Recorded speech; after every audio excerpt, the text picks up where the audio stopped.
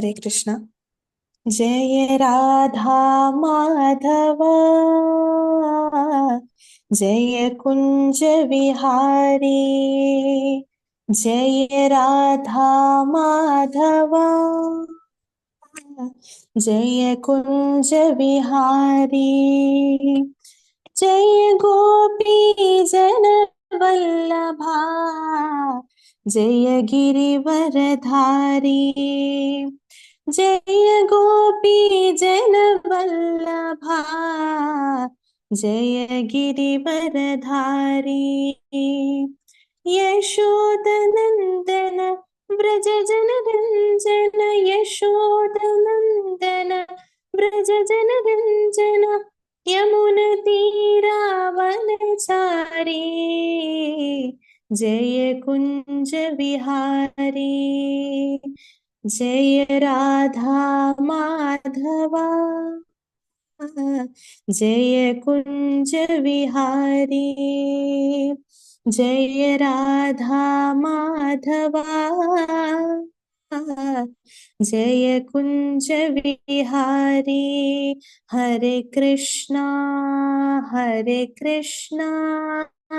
कृष्ण कृष्णा हरे हरे, हरे राम राम राम हरे हरे। हरे कृष्णा कृष्ण कृष्णा हरे हरे, हरे राम राम राम हरे हरे। हरे कृष्णा कृष्ण कृष्णा हरे हरे, हरे राम राम राम हरे हरे। हरे कृष्ण। हरे कृष्ण प्रभु जी, धन्यवाद, प्रणाम। राजी राजेंद्र प्रभु जी പത്മനാഭ ഗ്രൂപ്പിലേക്ക് സ്വാഗതം. തുടങ്ങാം പ്രഭു. ഹരേ കൃഷ്ണ. എല്ലാവർക്കും നമസ്കാരം. ഒരിക്കൽ കൂടി എല്ലാവരുടെയും പാദങ്ങളിൽ നമസ്കരിക്കുന്നു. ആദ്യം ശ്രീമംഗളാചരണം. നാരായണം നമസ്കൃത്യ നരം ചൈവ നരോത്തമം ദേവീം സരസ്വതിം വ്യാസം തതോ ജയമുദീരയേത്. നഷ്ടപ്രായേഷു ഭദ്രേഷു നിത്യം ഭാഗവത സേവയാ ഭാഗവതേ ഉത്തമ ശ്ലോകേ ഭക്തിർഭവതി നൈഷ്ടകേ. മൂകരോതി വാചാലം പങ്കും ലംഘയതേ ഗിരിം യത്കൃപാതമഹം വന്ദേ പരമാനന്ദമാധവം. ശ്രീഗുരും ദീനതാരിണം ശ്രീചൈതന്യ ഈശ്വരം. ഓം അജ്ഞാനതിമിരാന്തസ്യ ജ്ഞാനാഞ്ജനശലാകയാ ചക്ഷുരുന്മീലിതം യേന തസ്മൈ ശ്രീഗുരവേ നമഃ. ശ്രീചൈതന്യമനോഭീഷ്ടം സ്ഥാപിതം യേന ഭൂതലേ സ്വയം രൂപകഥാ മഹ്യം ദദാതി സ്വപദാന്തികം. വന്ദേഹം ശ്രീഗുരോ ശ്രീയുതപദകമലം ശ്രീഗുരൂൻ വൈഷ്ണവാംശ്ച ശ്രീരൂപം സാഗ്രജാതം സഹഗണ രഘുനാഥാനിധം തം സജീവം സാദ്വൈതം സാവധൂതം പരിജന സഹിതം കൃഷ്ണ ചൈതന്യദേവം ശ്രീരാധാ കൃഷ്ണപാദാൻ സഹഗണ ലളിത ശ്രീവിശാഖാനിധാംശ്ച. ഹേ കൃഷ്ണ കരുണാ സിന്ധോ ദീനബന്ധോ ജഗത്പദേ ഗോപേശ ഗോപികാ കാന്ത രാധാ കാന്ത നമസ്തുതേ. തപ്തകാഞ്ചന ഗൗരാംഗീ രാധേ വൃന്ദാവനേശ്വരി വൃഷഭാനുസുതേ ദേവി പ്രണമാമി ഹരിപ്രിയേ. വാഞ്ചാകൽപതരുഭ്യശ്ച കൃപാ സിന്ധുഭ്യ ഏവ ച പതിതാനാം പാവനേഭ്യോ വൈഷ്ണവേഭ്യോ നമോ നമഃ. നമോ ഓം വിഷ്ണുപാദായ കൃഷ്ണപ്രേഷ്ഠായ ഭൂതലേ ശ്രീമദേ ഭക്തിവേദാന്ത സ്വാമിൻ ഇതി നാമിനേ. നമസ്തേ സാരസ്വതേ ദേവേ ഗൗരവാണി പ്രചാരിണേ നിർവിശേഷ ശൂന്യവാദി പാശ്ചാത്യദേശതാരിണേ. ജയ ശ്രീകൃഷ്ണ ചൈതന്യ പ്രഭു നിത്യാനന്ദ ശ്രീ അദ്വൈത ഗദാധര ശ്രീവാസാദി ഗൗരഭക്തവൃന്ദ. ഹരേ കൃഷ്ണ കൃഷ്ണ കൃഷ്ണ ഹരേ ഹരേ, ഹരേ രാമ രാമ രാമ ഹരേ ഹരേ. ഓം നമോ ഭഗവതേ വാസുദേവായ. ഓം നമോ ഭഗവതേ വാസുദേവായ. ഓം നമോ ഭഗവതേ വാസുദേവായ. ഓം നമോ ഭഗവതേ വാസുദേവായ. ഓം തത്സത്. കഴിഞ്ഞ 3 ക്ലാസ്സുകളിലായിട്ട് നാം 1-ാം അധ്യായം കുരുക്ഷേത്ര യുദ്ധകളത്തിലെ സൈന്യ നിരീക്ഷണം അഥവാ അർജുന വിഷാദ യോഗത്തിന്റെ സാരം മനസ്സിലാക്കി. ആ അധ്യായത്തിൽ എന്താണ് നടന്നത്, അർജുനന്റെ വിഷമം എന്തായിരുന്നു, വരാനുള്ള സാഹചര്യം എന്താണ്, അതിനെ കുറിച്ചിട്ടെല്ലാം മനസ്സിലാക്കി. 2-ാമത്തെ അധ്യായത്തില് ഭഗവാൻ സർവവേദാന്ത സാരസർവസ്വമായിട്ടുള്ള ഭഗവത്ഗീത അഥവാ ഗീതോപനിഷത്ത് ഉപദേശിക്കാനായിട്ട് ആരംഭിച്ചു. അർജുനന് പതുക്കെ പതുക്കെ തന്റെ സമൂഹം അഥവാ വ്യാമോഹത്തിൽ നിന്നെല്ലാം ഉയർന്ന് അദ്ദേഹം ഭഗവാന്റെ വാക്കുകളിലെല്ലാം ശ്രദ്ധ കേന്ദ്രീകരിച്ച് ഒരു നല്ല വിദ്യാർത്ഥിയായിട്ട് മാറുന്നതായിട്ട് കണ്ടു. 3-ാം അധ്യായത്തിലാകട്ടെ ശരിക്കും ഒരു ഭഗവത്ഗീത വിദ്യാർത്ഥി എങ്ങനെയായിരിക്കണം, അല്ലെങ്കിൽ ഒരു ശിഷ്യൻ എങ്ങനെയായിരിക്കണമെന്ന് തന്റെ ചോദ്യത്തോട് കൂടിയിട്ട് അർജുനൻ തന്റെ സംശയങ്ങളെല്ലാം ഭഗവാനോട് ചോദിച്ചു. ഭഗവാനാകട്ടെ ശ്രീമദ് ഭഗവത്ഗീതയുടെ കാതൽ എന്ന് പറയുന്ന ആ കർമ്മയോഗത്തെ നല്ല പോലെ ഉപന്യസിച്ച് വിസ്തരിക്കുകയും ചെയ്തു. ഇപ്രകാരം 2-3 അധ്യായങ്ങളിലായിട്ട് ഭഗവാൻ ഭഗവത്ഗീത ഉപസംഹരിക്കുകയാണ് ചെയ്യുന്നത്. നമുക്ക് ഈ അധ്യായത്തിൽ അത് കാണാനായിട്ട് സാധിക്കും. ഇപ്രകാരം അതീന്ദ്രിയ ജ്ഞാനം, ട്രാൻസെൻഡന്റൽ നോളജ് അഥവാ ജ്ഞാനകർമ്മ സന്യാസ യോഗം എന്ന് പറയുന്ന 4-ാം അധ്യായത്തിലേക്ക് നമുക്ക് പ്രവേശിക്കാം. പേര് തന്നെ ജ്ഞാന കർമ്മ സന്യാസ യോഗം. യോഗം യുജ്യതേ യുജ്മേളേന, അമരകോശം, നിരുക്തി, അർത്ഥപത്തി തുടങ്ങിയിട്ടുള്ള വൈദിക നിഘണ്ടു ഗ്രാമർ ബുക്കൊക്കെ നോക്കിക്കഴിഞ്ഞാൽ യോഗം എന്ന് പറഞ്ഞു വെച്ചാൽ യുജ്യതേ യുജ്മേളേന, അവിടെ യോഗം ആരംഭിച്ചു. അവിടെ അധ്യക്ഷന്റെ സാന്നിധ്യത്തിൽ യോഗം ആരംഭിച്ചെന്നല്ല നിങ്ങൾ കേൾക്കും. എന്താണ്? ഒരു അധ്യക്ഷന്റെ സാന്നിധ്യത്തില് എല്ലാ കാര്യങ്ങളും ചർച്ച ചെയ്യുക. ഇവിടെ ആരാണ് അധ്യക്ഷൻ? ഭഗവാൻ, പരമനിരപേക്ഷ സത്യം, അബ്സല്യൂട്ട് ട്രൂത്ത്. എല്ലാവരും അദ്ദേഹത്തിൽ നിന്നാണ് ഉണ്ടായത്, അദ്ദേഹത്തിലാണ് നിലനിൽക്കുന്നത്, അദ്ദേഹത്തിലേക്ക് തന്നെ തിരിച്ചു പോകണം. ഇപ്രകാരം ഭഗവാനിലേക്ക് പോകണമെങ്കിൽ കർമ്മസന്യാസം അനുഷ്ഠിക്കണം. നേടിയത് കൊണ്ട് മാത്രമായില്ല, ഉപേക്ഷിക്കാനുള്ള മനസ്സും വരണം. അതാണ് വിരക്തി സന്യാസം എന്ന് പറയുന്നത്. എങ്ങനെ?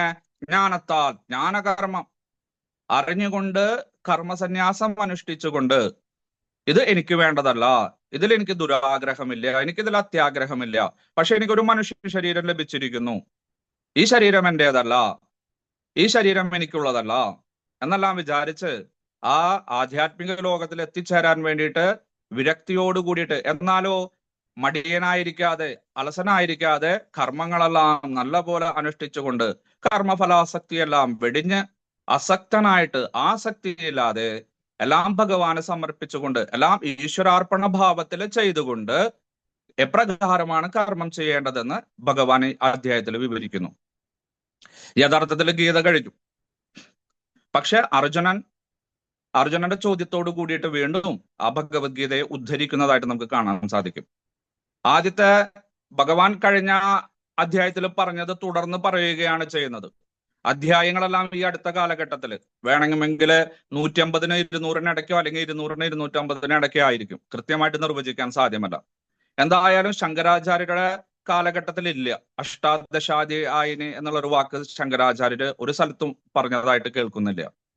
അദ്ദേഹത്തിന്റെ ശിഷ്യന്മാരായിട്ടുള്ള ഹസ്താമലകൻ, തോടകൻ, പത്മപാദര് ഇവരും ഉപയോഗിച്ചതായിട്ട് കാണുന്നില്ല. പിന്നീടുള്ള തലമുറകളൊക്കെ ഉപയോഗിച്ചതായിട്ട് കാണുന്നുണ്ട്. അപ്പൊ ആ സമയത്തായിരിക്കും എന്ന് പറയുന്നു. ചൈതന്യ മഹാപ്രഭുവിന്റെ കാലഘട്ടത്തിലോ ഗോസ്വാമിമാരുടെ കാലഘട്ടത്തിലോ ഉപയോഗിച്ചതായിട്ട് കാണുന്നില്ല. അപ്പൊ അവരുടെ കാലഘട്ടത്തിലും അല്ല എന്ന് മനസ്സിലാക്കണം. ഇതെല്ലാം നമ്മളെ പോലുള്ള മന്ദന്മാരായിട്ടുള്ള, ഓർമ്മ കുറഞ്ഞിട്ടുള്ള, ബുദ്ധി കുറഞ്ഞിട്ടുള്ള ആളുകൾക്ക് വേണ്ടിയിട്ട് പെട്ടെന്ന് പഠനത്തിന് സഹായിക്കാനാണ് ഈ അധ്യായങ്ങളെല്ലാം ഇപ്രകാരം 18 വിഭാഗനം ചെയ്തത്. അപ്പൊ അതില് അതീന്ദ്രിയ ജ്ഞാനം അഥവാ ജ്ഞാനകർമ്മ സന്യാസ യോഗം എന്ന 4-ാം അധ്യായം വളരെ പ്രധാനപ്പെട്ടതാണ്. പേര് തന്നെ കേൾക്കുമ്പോൾ നമുക്ക് മനസ്സിലാവും എത്രയും പ്രധാനപ്പെട്ടതാണെന്ന്. അങ്ങനെ കഴിഞ്ഞ അധ്യായത്തിന്റെ അവസാന ശ്ലോകത്തിൽ എന്താണ് പറഞ്ഞത്, അതിനോട് അനുബന്ധമായി തന്നെയാണ് ഭഗവാൻ പറയുന്നത്. ശ്രീ ഭഗവാനുവാച സർവലോക മഹേശ്വരനും സച്ചിദാനന്ദ സ്വരൂപനും പരമദിവ്യോത്തമ പുരുഷനും ക്ഷരപുരുഷന്മാർക്കും അക്ഷരപുരുഷന്മാർക്കും അതീതനും സർവചരാചരങ്ങളുടെ നിയാമകനും നിയന്താവുമായിട്ടുള്ള ആ ഭഗവാൻ ശ്രീകൃഷ്ണൻ അർജുനനോട് പറഞ്ഞു. എന്താ പറഞ്ഞത്? ഇമം വിവസ്വതേ യോഗം പ്രോക്തവാനഹമവ്യയം വിവസ്വാൻ മനവേ പ്രാഹ മനോരിക്ഷാഘവേ ബ്രവീത്. അർജുന, ഞാനിപ്പോ പറഞ്ഞു കഴിഞ്ഞില്ലേ ഒരു യോഗം, ആ പരമനിരപേക്ഷ സത്യത്തെ പ്രാപിക്കാൻ ഉതകുന്ന വഴി ഞാൻ പറഞ്ഞു തന്നൂലോ നിനക്ക്. അബ്രഹ്മവിദ്യ, പരാവിദ്യ. യാതൊന്നിനെ ശ്രമിച്ചാലാണോ നിനക്ക് ആത്മസാക്ഷാത്കാരം, മുക്തി, മോക്ഷമെല്ലാം ലഭിക്കുന്നത്. ആ ഒരു ജ്ഞാനമുണ്ടല്ലോ വിദ്യകളിൽ വെച്ച് ഏറ്റവും വലിയ വിദ്യ. അത് ഞാൻ നിനക്കല്ല ഉപദേശിച്ചത് ആദ്യമായിട്ട്. നിനക്ക് മുമ്പ് പല ആളുകൾക്കും ഞാൻ ഉപദേശിച്ചിട്ടുണ്ട്. അനേകം മഹർഷിമാർക്കും രാജർഷിമാർക്കും ബ്രഹ്മർഷിമാർക്കും ഈ പ്രപഞ്ചത്തിന്റെ കാത്തുനിൽപ്പിനായിട്ട്, ഈ പ്രപഞ്ചത്തിന്റെ സുരക്ഷിതത്തിനായിട്ട് ഉള്ള രാജാക്കന്മാർക്കും ഞാൻ ഉപദേശിച്ചിട്ടുണ്ട്. ആദ്യമായിട്ട് പ്രപഞ്ച സൃഷ്ടിയുടെ ആരംഭത്തിൽ സർഗാദിയില് വിവസ്വാൻ എന്നറിയപ്പെടുന്ന അതിഥിയുടെ പുത്രനായിട്ടുള്ള കശ്യപ പ്രജാപതിയുടെ പുത്രനായിട്ടുള്ള സൂര്യദേവന് ഞാൻ ഉപദേശിച്ചിട്ടുണ്ട്. അദ്ദേഹത്തിന്റെ മകനായിട്ടുള്ള വൈവസ്വതമനുവനും, വൈവസ്വതമനു അദ്ദേഹത്തിന്റെ പുത്രനായിട്ടുള്ള രാജാക്കന്മാരില് ആദിമനായിട്ടുള്ള ഈ ഭാരതത്തിൽ അല്ലെങ്കിൽ ഭൗതിക ലോകത്തിലെ ഏറ്റവും ആദ്യത്തെ രാജാവായ രാജർഷിയായ ഇക്ഷ്വാകു മഹാരാജാവിനും ഉപദേശിച്ചിട്ടുണ്ട് എന്ന് പറഞ്ഞു. ആ പറയപ്പെട്ട ജ്ഞാനമാണ് ഞാൻ നിനക്ക് ഉപദേശിച്ചത്. സ ഏവായം മയാധേദ്യ യോഗ പ്രോക്ത പുരാതനഃ. ശ്രദ്ധിക്കണം ഇവിടെ, സ ഏവഹ, ആ പറഞ്ഞത് തന്നെയാണ്, യാതൊരു വ്യത്യാസമില്ല. ഇനി പേരുകൾ അങ്ങോട്ടും ഇങ്ങോട്ടും വ്യത്യാസം ഉണ്ടാവും, ചെറിയ അക്ഷരങ്ങൾ അങ്ങോട്ടും ഇങ്ങോട്ടും വ്യത്യാസം ഉണ്ടാവും. പക്ഷെ അതിലടങ്ങിയിരിക്കുന്ന സാരാംശം, ആ അന്തസത്ത അത് തന്നെയാണ്. പരാവിദ്യ, ബ്രഹ്മവിദ്യ എന്നെല്ലാം പറയുന്ന ആ ആത്മസാക്ഷാത്കാരത്തിന് ഉതകുന്ന, പരമപദപ്രാപ്തിക്ക് ഉതകുന്ന, ജന്മമൃത്യു ജരാവ്യാധികളില്ലാത്ത ലോകത്തിലേക്ക് നമ്മളെ കൊണ്ടുപോകാനായിട്ട് ഉപയോഗിക്കുന്ന ആ വിജ്ഞാനം തന്നെയാണ്. സ ഏവ യോഗ, ആ ഒരു യോഗം തന്നെയാണ് ഞാൻ നിനക്ക് ഉപദേശിച്ചത് അർജുന. അവരും പരമപദത്തിലെത്തിയിട്ടുണ്ട്. ഇത് കേട്ട് നീ ആചരിക്കുകയാണെങ്കിൽ നിനക്കും പരമപദത്തിലെത്തുവാനായിട്ട് സാധിക്കും. ആരൊക്കെയാണ് ഇത് കേട്ട് നല്ലപോലെ വിചാരം ചെയ്ത് മനനം ചെയ്ത് നമ്മുടെ ജീവിതത്തിൽ ആചരിച്ചനുഷ്ഠിക്കുന്നത്? അവർക്കും വൈകുണ്ഠ ലോകത്തിൽ അല്ലെങ്കിൽ ഗോലോക വൃന്ദാവനത്തിൽ, അല്ലെങ്കിൽ നിങ്ങൾക്ക് ഇഷ്ടം ഏത് വാക്കാണ് നിങ്ങൾ അർഹിക്കുന്നത് അല്ലെങ്കിൽ ആഗ്രഹിക്കുന്നത്, ആ പദത്തിലെത്താനായിട്ട് സാധിക്കും. വളരെ ശ്രദ്ധിക്കണം. അതുകൊണ്ടാണ് ഭഗവത്ഗീത ഉപദേശിച്ചു കഴിഞ്ഞു എന്ന് പറയുന്നത്. കാരണം ഇവിടെ വംശവർധന പറയുന്നു, വംശകഥാ കഥനം, സ്തുതിക്കുന്നു. ഞാൻ ഇന്നാൾക്ക് പറഞ്ഞു കൊടുത്തിട്ടുണ്ട്, അവര് പരമപദത്തിലെത്തിയിട്ട് ഇവര് കേട്ടിട്ടുണ്ട്, അവര് മോക്ഷത്തെ പ്രാപിച്ചിട്ടുണ്ട് എന്നെല്ലാം പറയുമ്പോൾ അത് സ്തുതിയാണ്. എല്ലാ വിഷ്ണു സഹസ്രനാമമായിക്കോട്ടെ, ലളിതാ സഹസ്രനാമമായിക്കോട്ടെ, നാരായണീയമായിക്കോട്ടെ, വേറെ എന്തായിക്കോട്ടെ, എല്ലാം പറഞ്ഞു കഴിഞ്ഞിട്ട് സ്തുതിക്കും നമ്മൾ. വംശകഥകളും ആളുകളുടെ പേരുകളെല്ലാം പറഞ്ഞിട്ട് ആ ഒരു കാര്യമാണ് ഭഗവാൻ ഇവിടെ ചെയ്തിരിക്കുന്നത്. അപ്പൊ ഇതിൽ നിന്ന് നമുക്ക് മനസ്സിലാക്കാനായിട്ട് സാധിക്കും, ഭഗവത്ഗീതയുടെ സാരാംശം ഭഗവാൻ പറഞ്ഞു കഴിഞ്ഞു. പക്ഷെ നമ്മുടെ വേദവ്യാസ മഹർഷി സമ്മതിക്കുമോ? ഇല്ല. അദ്ദേഹം പറഞ്ഞു, അങ്ങനെ പോകാൻ വരട്ടെ ഭഗവാനെ, ഞങ്ങൾക്ക് എല്ലാം ഇപ്പൊ തന്നെ അറിയണം, കലികാലത്തിലെ ജനങ്ങൾക്ക് വേണ്ടിയിട്ട്. കാരണം കുറച്ച് കഴിഞ്ഞെന്ന് വെച്ചാൽ 36 വർഷങ്ങൾക്ക് കഴിഞ്ഞ ഭഗവാൻ ഈ ലോകത്തിൽ നിന്ന് വിട പറയാൻ പോകുകയാണ്.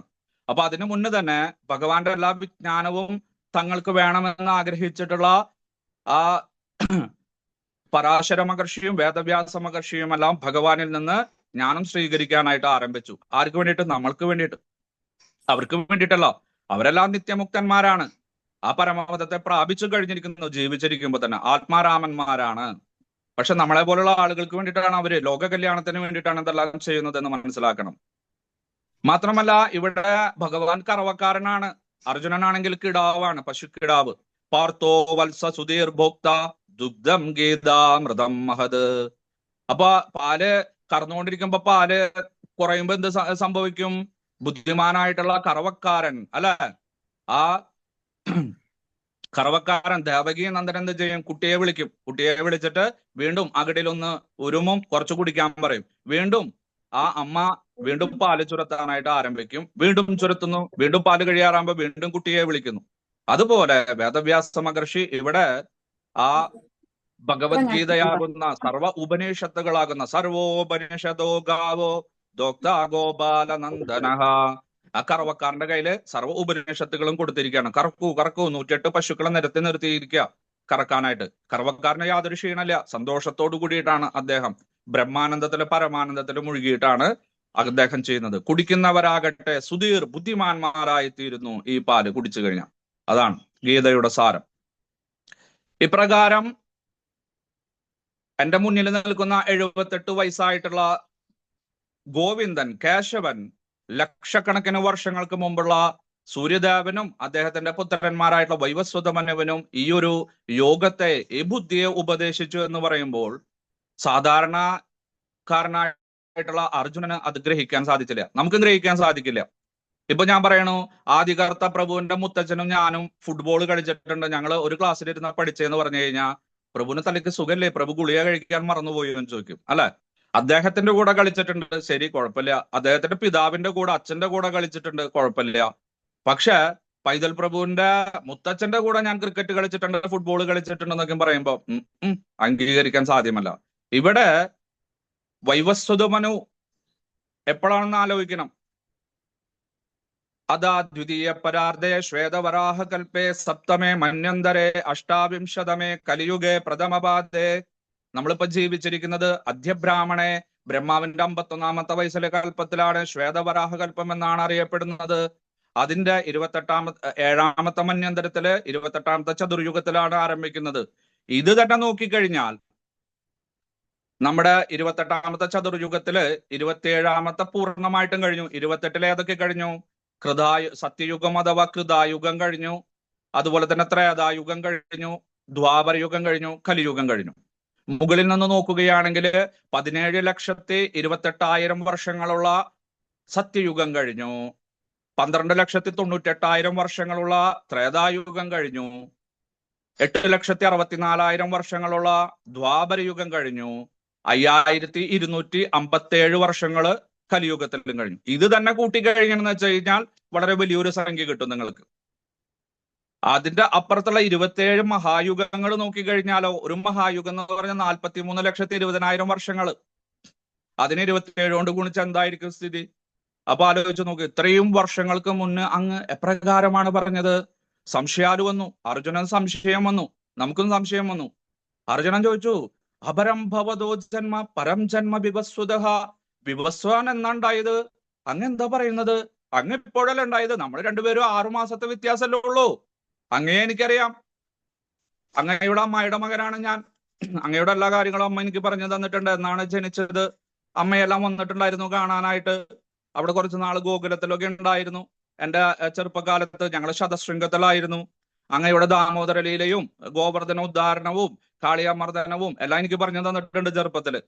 ഞങ്ങളൊക്കെ സമപ്രായക്കാരാണ്. അപ്പോ സമപ്രായക്കാരായിട്ടുള്ള അങ്ങയുടെ ജനനത്തിന് മുന്നേ തന്നെ ഉണ്ടായിട്ടുള്ള വിവസ്വാനും വൈവസ്വതമനുവനും ഇക്ഷാകു മഹാരാജാവിനും മറ്റു രാജർഷിമാർക്കൊക്കെ എങ്ങനെ പറഞ്ഞു കൊടുത്തത് എനിക്ക് മനസ്സിലാവണില്ല.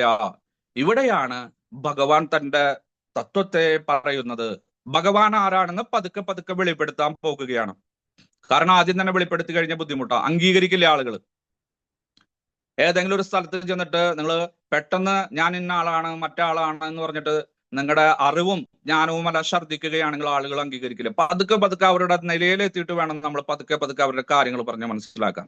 അതുപോലെ ബുദ്ധിമാനായിട്ടുള്ള ഭഗവാൻ പതുക്കെ ഇവിടെ ഞാൻ ആരാണ്, നീ ആരാണ് എന്ന് പറയാനായിട്ട് ആരംഭിച്ചു. തത്വം അസി അഹം ബ്രഹ്മാസ്മി പ്രജ്ഞാനം ബ്രഹ്മ. അങ്ങനെയൊക്കെ നമ്മൾക്ക് കുറെ മഹാവാക്യങ്ങളുണ്ട്. അതൊക്കെ പതുക്കെ പതുക്കെ ഉപദേശിക്കാൻ പോകുകയാണ് അത്. പക്ഷെ ഭഗവാൻ എപ്പോഴാണ് അർജുനൻ എപ്പോഴാണ് മനസ്സിലാകുന്നത്? 11-ാം അധ്യായത്തിലെ വിശ്വരൂപ ദർശനം നോക്കുന്ന സമയത്ത് അവിരാട് സ്വരൂപം കാലസ്വരൂപനെ കാണുമ്പോഴാണ് അങ്ങ് പരമദിവ്യോത്തമ പുരുഷനായിട്ടുള്ള ഭഗവാൻ തന്നെയാണ് എന്നെല്ലാം മനസ്സിലാക്കിയിട്ട് പിന്നെ നമസ്കരിക്കുന്നതും മാപ്പ് ചോദിക്കുന്നതെല്ലാം. അതുവരയ്ക്കും അറിയാം, പക്ഷെ അംഗീകരിക്കാൻ പറ്റണില്ല. നമ്മുടെ മനസ്സ് അങ്ങനെയാണല്ലോ, നമ്മുടെ ബുദ്ധി അങ്ങനെയാണ്. പെട്ടെന്നൊന്നും നമ്മൾ അംഗീകരിക്കില്ല. ആ മിഥ്യാഹങ്കാരം നമ്മളെ പിടിച്ചു നിർത്തും. യുക്തിയുക്തമായിട്ട് ചിന്തിക്കാനായിട്ട് ആരംഭിച്ചു. ഇവിടെ ബുദ്ധിമാനായിട്ടുള്ള അർജുനനും പറഞ്ഞു, ഇല്ല, എനിക്കൊരിക്കലും അംഗീകരിക്കാൻ സാധിക്കുന്നില്ല, അങ്ങ് ഉപദേശിച്ചു എന്ന് പറയുമ്പോൾ ഭഗവാൻ പറഞ്ഞു, ബഹൂനിമേ വ്യതീതാനി ജന്മാനി തവചാർജുന. അർജുന, എനിക്കും നിനക്കും അനേകം ജന്മങ്ങൾ ഉണ്ടായിട്ടുണ്ട്. എത്രയാണെന്ന് അറിയില്ല. 84 ലക്ഷം ജീവയോനികളിൽ കൂടെ കടന്നു വന്നിട്ടാണ് ഒരാൾക്ക് ഏറ്റവും മഹത്തരമായിട്ടുള്ള ഗുണമേറിയിട്ടുള്ള മനുഷ്യജന്മം ലഭിക്കുന്നത് എന്നാണ് പത്മപുരാണത്തിലും അഗ്നിപുരാണത്തിലും എല്ലാം പറയുന്നത്. അങ്ങനെയാണെങ്കിൽ നമ്മളും 84 ലക്ഷം ജീവയോനികളിൽ കൂടെ കടന്നു വന്നിട്ടുണ്ടായിരിക്കും, അല്ലെങ്കിൽ അതിൽ കൂടുതൽ. കുറവാവാൻ സാധ്യതയില്ല. അതുപോലെ അർജുന, നീയും ഞാനുമെല്ലാം അനേകം ജന്മങ്ങൾ കഴിഞ്ഞു. പക്ഷെ നീ ഭൗതിക പ്രകൃതിയുടെ ത്രിഗുണങ്ങളെ കൊണ്ട് മൂടിയിരിക്കുന്നത് കൊണ്ട്, അജ്ഞാനത്താൽ മുഴുകിയിരിക്കുന്നത് കൊണ്ട് നിനക്ക് അതൊന്നും ഓർമ്മയില്ല. ശരിയല്ല? ആലോചിച്ചു നോക്കൂ. നിങ്ങളുടെ കൂടെ പഠിച്ചിട്ടുള്ള 10ാം ക്ലാസ്സിലത്തെ എത്ര കുട്ടികളെ നിങ്ങൾക്ക് ഓർമ്മയുണ്ട്? ദിവസവും കാണുന്ന അല്ലെങ്കിൽ വല്ലപ്പോഴും കാണുന്ന 5ഓ 10ഓ ആളുകളെ കാണും. 45-50 കുട്ടികൾ ഉണ്ടായിരുന്നില്ലേ? എല്ലാവരുടെയും പേര് നിങ്ങൾക്ക് ഓർമ്മയുണ്ടോ? കോളേജിൽ പഠിച്ചിട്ടുള്ള കുട്ടികളെ ഓർമ്മയുണ്ടോ നിങ്ങൾക്ക്? നിങ്ങളുടെ വിവാഹത്തിന് ആരൊക്കെയാണ് വന്നിരിക്കുന്നത്, എന്തൊക്കെ സമ്മാനങ്ങളാണ് തന്നത് നിങ്ങൾക്ക് ഓർമ്മയുണ്ടോ? എന്തിന് നിങ്ങൾ 3 ദിവസം കഴിച്ച പലഹാരത്തിന്റെയോ ആ കറിയുടെയോ പേര് ഓർമ്മയുണ്ടോ നിങ്ങൾക്ക്? ഇന്ന് രാവിലെ കണ്ട സ്വപ്നം നിങ്ങൾക്ക് ഓർമ്മയുണ്ടോ? അപ്പൊ ഭൗതിക പ്രകൃതിയുടെ ത്രിഗുണങ്ങള് അത്രയും ബലമേറിയതാണ്, ശക്തിമത്താണ്. മായ, മഹാമായ എന്നെല്ലാം പറയുന്നത് അത് നമ്മുടെ എല്ലാ ബുദ്ധിയെയും ഓർമ്മകളെയും എല്ലാം നശിപ്പിക്കും. പക്ഷെ നിത്യമുക്തന്മാർക്ക്, യോഗികൾക്ക്, സിദ്ധന്മാർക്ക്, അവതാരങ്ങൾക്ക് ഇവർക്കൊന്നും ഇതൊന്നും ബാധിക്കില്ല. കാരണം എന്താണ്? അവരുടെ ശരീരം അതീന്ദ്രിയമാണ്. ഇവിടെ ഭഗവാന്റെ ശരീരം അതീന്ദ്രിയമാണ്. അതാണ് അതീന്ദ്രിയ ജ്ഞാനം എന്ന് ഇവിടെ പേരിടാനായിട്ട് കാരണം. നമ്മുടെ പോലെയല്ല. നമ്മുടെ രക്തം, മലം, മൂത്രം തുടങ്ങിയിട്ടുള്ള മേധസ്സുകളെ കൊണ്ടാണ് ഉണ്ടായിരിക്കുന്നത്. പക്ഷെ ഭഗവാന്റെ അങ്ങനെയല്ല. ഭഗവാന്റെ മനസ്സും ബുദ്ധിയും ചിത്തവും ശരീരവും ഇന്ദ്രിയങ്ങളും തമ്മിൽ യാതൊരു വ്യത്യാസമില്ല. നമ്മുടെ എല്ലാം വ്യത്യാസമുണ്ട്. നമ്മുടെ ശരീരം വേറെ, നമ്മുടെ മനസ്സ് വേറെ, നമ്മുടെ ബുദ്ധി വേറെ, നമ്മുടെ ആത്മാവ് വേറെ, ഇതെല്ലാം വേറെയാണ്. പക്ഷെ ഭഗവാന്റെ അങ്ങനെയല്ല. അതീന്ദ്രിയനാണ് അദ്ദേഹം, സർവ അതീന്ദ്രിയനാണ്. അപ്പൊ അതുകൊണ്ട് അദ്ദേഹത്തിന് ഈ ഭൗതിക പ്രകൃതി എന്നോ ആധ്യാത്മിക പ്രകൃതി എന്നുള്ള വേർതിരിവൊന്നുമില്ല. എല്ലാം ഒന്ന് തന്നെയാണ് അദ്ദേഹത്തിനെ സംബന്ധിച്ച്. പക്ഷെ നമ്മള് ജീവാത്മാക്കളാകുന്ന നമ്മള് വേറെ വേറെയാണ്. അതുകൊണ്ട് നാം മറന്നു പോകുന്നു. നമ്മുടെ ആത്മാവ് മാത്രമേ അതീന്ദ്രിയമായുള്ളൂ, ആധ്യാത്മികമായുള്ളൂ. ബാക്കി നാം ഏതെടുത്താലും, എന്ത് തന്നെ പറഞ്ഞാലും, ഈവൻ ബുദ്ധിയോ അല്ലെങ്കിൽ മനസ്സോ എന്ത് തന്നെ പറഞ്ഞാലും അതെല്ലാം ഭൗതികമാണ്. 8ാം അധ്യായത്തിൽ നാം വിശദമായിട്ട് പഠിക്കാം. അപ്പൊ നമുക്ക് ഇതിനെ കുറിച്ചിട്ട് പറയാം. അപരാപ്രകൃതി എന്താണ്, പരാപ്രകൃതി എന്താണെന്ന്. അപ്പൊ അതുകൊണ്ട് അർജുന, നിനക്കും എനിക്കും അനേകം ജന്മങ്ങൾ കടന്നുപോയിരിക്കുന്നു. നീ അതെല്ലാം മറന്നിരിക്കുന്നു. എനിക്കതെല്ലാം ഓർമ്മയുണ്ട്. ഞാൻ ആരോടാണ് സംസാരിച്ചത്, ഞാൻ എന്തൊക്കെയാണ് ചെയ്തത്, എന്റെ മാതാപിതാക്കൾ ആരായിരുന്നു, എന്റെ സഹോദരി സഹോദരന്മാരായിരുന്നു, ഞാൻ എന്തൊക്കെയാണ് ചെയ്തത് എന്നെല്ലാം എനിക്ക് ഓർമ്മയുണ്ട്. ഇനി വരാൻ പോകുന്നതും എനിക്ക് ഓർമ്മയുണ്ട്. കഴിഞ്ഞതും ഓർമ്മയുണ്ട്, ഇപ്പൊ നടക്കുന്നതും ഓർമ്മയുണ്ട്, ഇനി വരാൻ പോകുന്നതും ഓർമ്മയുണ്ട്. കാരണം എന്റെ തന്നെ മായയെ, ആത്മമായയെ, അതായത് അതീന്ദ്രിയമായിട്ടുള്ള ആ സത്തയെ ഉപയോഗിച്ചിട്ടാണ് ഞാൻ ജനിക്കുന്നതും മരിക്കുന്നതും, അല്ലെങ്കിൽ ഇവിടെ നിന്ന് ഈ ഭൗതിക ലോകത്തിൽ നിന്ന് ആധ്യാത്മിക ലോകത്തിലേക്ക് പോകുന്നതും, ആവശ്യമുള്ളപ്പോൾ ആധ്യാത്മിക ലോകത്തിൽ നിന്ന് അവതാരമായിട്ട് ഭൗതിക ലോകത്തിലേക്ക് വരുന്നതും. നിനക്ക് അങ്ങനെ പറ്റില്ല. നീ ഭൗതിക പ്രകൃതിയുടെ അടിമയാണ്. നിനക്ക് ഒരിക്കലും സ്വാതന്ത്ര്യമില്ല. നിനക്ക് എവിടെ ജനിക്കണമെന്നോ ആരെ തിരഞ്ഞെടുക്കണമെന്നോ ഒന്നും പറ്റില്ല. ജീവസത്തകളുടെ ഒരു പ്രത്യേകതയാണത്. അപ്പൊ അതുകൊണ്ട് നമ്മൾക്ക് ഭഗവാനാവാൻ സാധിക്കും, ഈശ്വരനാവാൻ സാധിക്കും എന്നുള്ള അദ്വൈതവാദത്തിന് ഇവിടെ യാതൊരു കഴമ്പുമില്ല. ആവാൻ പറ്റുമോ? ഇല്ല, ഒരിക്കലും പറ്റില്ല. ഇവിടെ പറയുന്നു ആത്മമായയാ, എന്റെ അതീന്ദ്രിയമായിട്ടുള്ള ആ ശക്തി ഉപയോഗിച്ചിട്ടാണ് ഞാൻ ജനിക്കുന്നതും പോകുന്നതുമെല്ലാം. പക്ഷെ നിങ്ങൾക്കത് പറ്റില്ല. നിങ്ങൾ ഭൗതിക പ്രകൃതിക്ക് വിധേയരാണ്. നിങ്ങളുടെ ഇഷ്ടത്തിനനുസരിച്ച് എവിടെ ജനിക്കണമെന്നോ എങ്ങനെ ജീവിക്കണമെന്നോ മാതാപിതാക്കളെ തെരഞ്ഞെടുക്കണമെന്നോ, സ്ത്രീയാണോ പുരുഷനാണോ അല്ലെങ്കിൽ ക്ഷത്രിയനാണോ ബ്രാഹ്മണനാണോ വൈശ്യനാണോ ഈ കുലത്തിൽ ജനിക്കണമെന്നോ ഒന്നും നിങ്ങൾക്ക് തീരുമാനിക്കാൻ പറ്റില്ല. ഇപ്രകാരം എനിക്ക് ഇഷ്ടമുള്ളപ്പോൾ ഞാൻ വരും. യഥാ യഥാ ഹി ധർമ്മസ്യ ഗ്ലാനിർഭവതി ഭാരത. വളരെ പ്രധാനപ്പെട്ട 2 ശ്ലോകങ്ങൾ. 10-25 വർഷങ്ങൾക്ക് മുമ്പ് മഹാഭാരതം എല്ലാം വരുന്ന സമയത്ത് ഈ 2 ശ്ലോകങ്ങൾ നമുക്ക് കാണാപാഠമായിരുന്നു. ഏറ്റവും കൂടുതൽ ആള് ലോകത്തില് കേട്ടതും പഠിച്ചിട്ടുള്ള 2 ശ്ലോകങ്ങളാണ് ഇത്. കേൾക്കുമ്പോൾ തന്നെ നമുക്ക് വികാരം വരും, അല്ലെ? ഉറക്കത്തിൽ നിന്ന് ചാടി എഴുന്നേൽക്കും. അത്രയും മഹത്തരമായിരുന്നു ആ ആലാപന ശൈലി. ഇപ്രകാരം എപ്പോഴെപ്പോഴാണ് ആവശ്യം വരുന്നത്, ഏതിന്? അധർമ്മത്തിന് ഉയർച്ചയും ധർമ്മത്തിന് താഴ്ചയും വരുന്നത്, അപ്പോഴെല്ലാം ഞാൻ ആധ്യാത്മിക ലോകത്തിൽ നിന്ന് ഭൗതിക ലോകത്തിലേക്ക് വരും. അതിനെയാണ് അവതാരം എന്ന് പറയുന്നത്. ഞാനാകട്ടെ അവതാരിയാണ്, സർവ അവതാരങ്ങളുടെയും സ്രോതസ്സാണ്. ഏറെക്കുറെ തെറ്റിദ്ധാരണ ഉണ്ടാക്കുന്ന ഒരു സംഗതിയാണ് ഞാൻ പറഞ്ഞത്. അത് ശ്രീമദ് ഭഗവത്ഗീത, ശ്രീമദ് ഭാഗവതം, അതുപോലെ തന്നെ ചൈതന്യ ചരിതാമൃതം തുടങ്ങിയിട്ടുള്ള ഗ്രന്ഥങ്ങൾ, ഗർഗഭാഗവതം, ഇതൊക്കെയും വിശദമായിട്ട് നമ്മൾ പഠിച്ചു കഴിഞ്ഞാൽ ഈ ഒരു 2 ശ്ലോകത്തിന്റെ കാര്യം നമുക്ക് മനസ്സിലാക്കാൻ സാധിക്കുള്ളൂ. വിഷ്ണുവിന്റെ 10 അവതാരങ്ങൾ, അതിലൊന്നാണ് ഭഗവാൻ ശ്രീകൃഷ്ണൻ എന്നൊക്കെ നമ്മൾ പ്രാഥമികമായിട്ട് പഠിക്കും ചെറുപ്പത്തിൽ. ശരി, കുഴപ്പമില്ല, തെറ്റില്ല, നല്ലതാണ്. പക്ഷെ പിന്നീട് ഏറ്റവും വലിയ സംഖ്യ 100 ആണ്, 1000 ആണെന്ന് പറയുന്ന ആ LKG UKG അല്ലെങ്കിൽ ലോവർ പ്രൈമറി കുട്ടി ബിരുദവും ബിരുദാനന്തര ബിരുദവും കഴിയുമ്പോൾ അത് സെപ്റ്റിലിയോണും ക്വാഡ്രിയോണും ഇൻഫിനിറ്റിയിലേക്കും കടക്കും. അതുപോലെ പ്രാഥമികമായിട്ട് നാം ആ മഹാവിഷ്ണുവിന്റെ 10 അവതാരങ്ങളിൽ ഒന്നാണ് ശ്രീകൃഷ്ണൻ. പക്ഷെ പിന്നീട് നമുക്ക് മനസ്സിലാക്കാൻ സാധിക്കും, അല്ല, പരമദിവ്യോത്തമ പുരുഷനായിട്ടുള്ള ഭഗവാൻ ശ്രീകൃഷ്ണനിൽ നിന്നാണ് മഹാവിഷ്ണുവും മറ്റും ഉണ്ടായിരിക്കുന്നത്. വളരെ ശ്രദ്ധേയമായിട്ടൊരു വസ്തുതയാണ്. അത് അന്താരാഷ്ട്ര കൃഷ്ണ അവബോധ സമിതി അല്ലെങ്കിൽ ഇസ്കോണിലത്തെ ഭക്തന്മാർക്ക് മാത്രം അറിയാവുന്ന ഒരു രഹസ്യമാണ്. നമ്മുടെ ആചാര്യന്മാരുടെയും പ്രത്യേകിച്ച് ശ്രീല ഭക്തിവേദാന്ത സ്വാമി പ്രഭുപാദരുടെയും അനുഗ്രഹം കൊണ്ടാണ് ഈ ഒരു രഹസ്യം നമ്മൾ മനസ്സിലാക്കിയത്. ഭഗവാൻ അവതാരമല്ല, അവതാരിയാണെന്ന്. അപ്പൊ ഭാഗ്യം ചെയ്തിട്ടുള്ള, സുഹൃതം ചെയ്തിട്ടുള്ള പുണ്യാത്മാക്കളാണ് നിങ്ങൾ.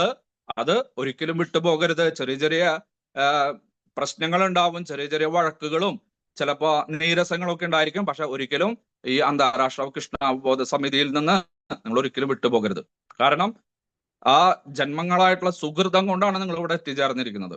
അതുകൊണ്ടാണ് ഈ രഹസ്യമല്ല നിങ്ങൾക്ക് മനസ്സിലായിരിക്കുന്നത്. ഇനി ഇതിൽ തന്നെ അടിയുറച്ചു നിൽക്കുക. ആദികർത്ത പ്രഭു അല്ലെങ്കിൽ വേറെ വല്ലവരൊക്കെ ചിലപ്പോൾ എന്തെങ്കിലുമൊക്കെ പറയും. അതൊക്കെ ഈ ചെവി കൂടെ കേട്ട് ആ ചെവി കൂടെ തള്ളിക്കളഞ്ഞുകൊണ്ട് പ്രഭു എന്ത് പറഞ്ഞാലും കുഴപ്പമില്ല, ഞാൻ ഇതിൽ തന്നെ നിൽക്കും, എന്നെ ഇതിൽ നിന്ന് പിന്തിരിപ്പിക്കാനായിട്ട് ആർക്കും സാധിക്കില്ല എന്നുള്ള ഉത്തമ ദൃഢവിശ്വാസത്തോട് കൂടിയിട്ട്, പരിപൂർണ വിശ്വാസത്തോട് കൂടിയിട്ട് നാം എല്ലാവരും അതാത് സത്സംഗങ്ങളിൽ നിൽക്കണം. ഗുരുശിഷ്യ പരമ്പരയുടെ കണ്ണിയാകാതെ ആർക്കും ആ പരമപദത്തിൽ എത്തുവാനായിട്ട് സാധിക്കില്ല. അതാണ് ഇനി ഭഗവാൻ പറയുന്നത്. ഇപ്രകാരം ഞാൻ അവതരിക്കുന്നതിന് ഒരു ജോലിയുണ്ട്, ഒരു കർത്തവ്യമുണ്ട്. വെറുതെ വരല്ല. പ്രധാനമന്ത്രി വെറുതെ കേരളത്തിലേക്ക് വന്നു പോകോ? ഇല്ല. രാഷ്ട്രപതി വന്നു പോകോ? ഇന്ത്യൻ അമേരിക്കൻ പ്രസിഡന്റോ അല്ലെങ്കിൽ മറ്റുള്ളവർ വെറുതെ വന്നു പോകോ? ഇല്ല. ഏതെങ്കിലും കാര്യത്തിന് വേണ്ടിയിട്ടാണ്, പ്രധാന കാര്യത്തിന് വേണ്ടിയിട്ടാണ് വരുന്നത്. നിസ്സാര കാര്യങ്ങൾക്ക് അവരുടെ സെക്രട്ടറിമാരെയോ അല്ലെങ്കിൽ സഹമന്ത്രിമാരെയോ ക്യാബിനറ്റ് മന്ത്രിമാരെയോ MLA മാരെയോ MP മാരെയോ ഒക്കെ അയക്കും. പക്ഷെ വലിയ പ്രശ്നങ്ങൾ വരികയാണെങ്കിൽ അവര് തന്നെ അവതരിക്കുന്നു. പരിത്രാണായ സാധൂനാം, സാധുക്കളെ സംരക്ഷിക്കാൻ വേണ്ടിയിട്ട്, നമ്മളെ പോലുള്ള ഭക്തന്മാരെ സംരക്ഷിക്കാൻ വേണ്ടിയിട്ട്. പ്രഹ്ലാദന്, അതുപോലെ തന്നെ മറ്റുള്ള പരിശുദ്ധ ഭക്തന്മാരെ സംരക്ഷിക്കാൻ വേണ്ടിയിട്ട് അദ്ദേഹം ആധ്യാത്മിക ലോകത്തിൽ നിന്ന് വരുന്നു. വിനാശായ ചതുഷ്കൃതം. പിന്നെ വേണമെങ്കിലും താല്പര്യമൊന്നുമില്ല, ഇനി ഭക്തന്മാരെ സംരക്ഷിക്കാൻ ആ ദുഷ്പ്രവൃത്തികൾ ചെയ്യുന്ന ദുഷ്ടന്മാരെ ചിലപ്പോൾ നിലയ്ക്ക് നിർത്തേണ്ടി വരും. അതും ചിലപ്പോൾ ഞാൻ ചെയ്യും. പക്ഷെ 24 മണിക്കൂറിൽ 20 മണിക്കൂറും എന്റെ കടമ എന്താണ്? പരിത്രാണായ സാധൂനാം, സാധുക്കള്, ഭഗവാന് ശരണം പ്രാപിച്ചിട്ടുള്ള ഭക്തന്മാര്, അതാണ് സാധു. അല്ലാതെ അയ്യോ പാവം ഒന്നറിയില്ല അങ്ങനത്തെ സാധുവല്ല. ഭഗവാന് ശരണം പ്രാപിച്ച് ഭഗവത് ഭക്തിയുത സേവനത്തിൽ ഏർപ്പെടുന്ന പരിശുദ്ധ ഭക്തന്മാരെ, മഹാത്മാക്കളെ സംരക്ഷിക്കാൻ വേണ്ടിയിട്ടാണ് ഞാൻ അവതരിക്കുന്നത് അർജുന. പിന്നെ കുറച്ച് സമയം ഞാൻ വിനാശായ ചതുഷ്കൃതാം, പിന്നെയും സമയം കിട്ടാണെന്ന് വെച്ചാൽ ധർമ്മ സംസ്ഥാപനാർത്ഥായ, ആ ഇളകിക്കൊണ്ടിരിക്കുന്ന ആ താന്നുപോയിട്ടുള്ള ധർമ്മത്തിനൊക്കെ ഒന്ന് ഉയർത്താനായിട്ട് ശ്രമിക്കും. പക്ഷെ കൂടുതൽ സമയവും ഞാൻ എന്തിനു വേണ്ടിയിട്ടാണ്? പരിത്രാണായ സാധൂനാം. നോക്കണേ, കാരുണ്യവാനാണ് ഭഗവാൻ, ദയാലുവാണ്. അപ്പൊ ഭഗവാനെ നമ്മൾ എപ്പോഴും ശരണം പ്രാപിക്കണം.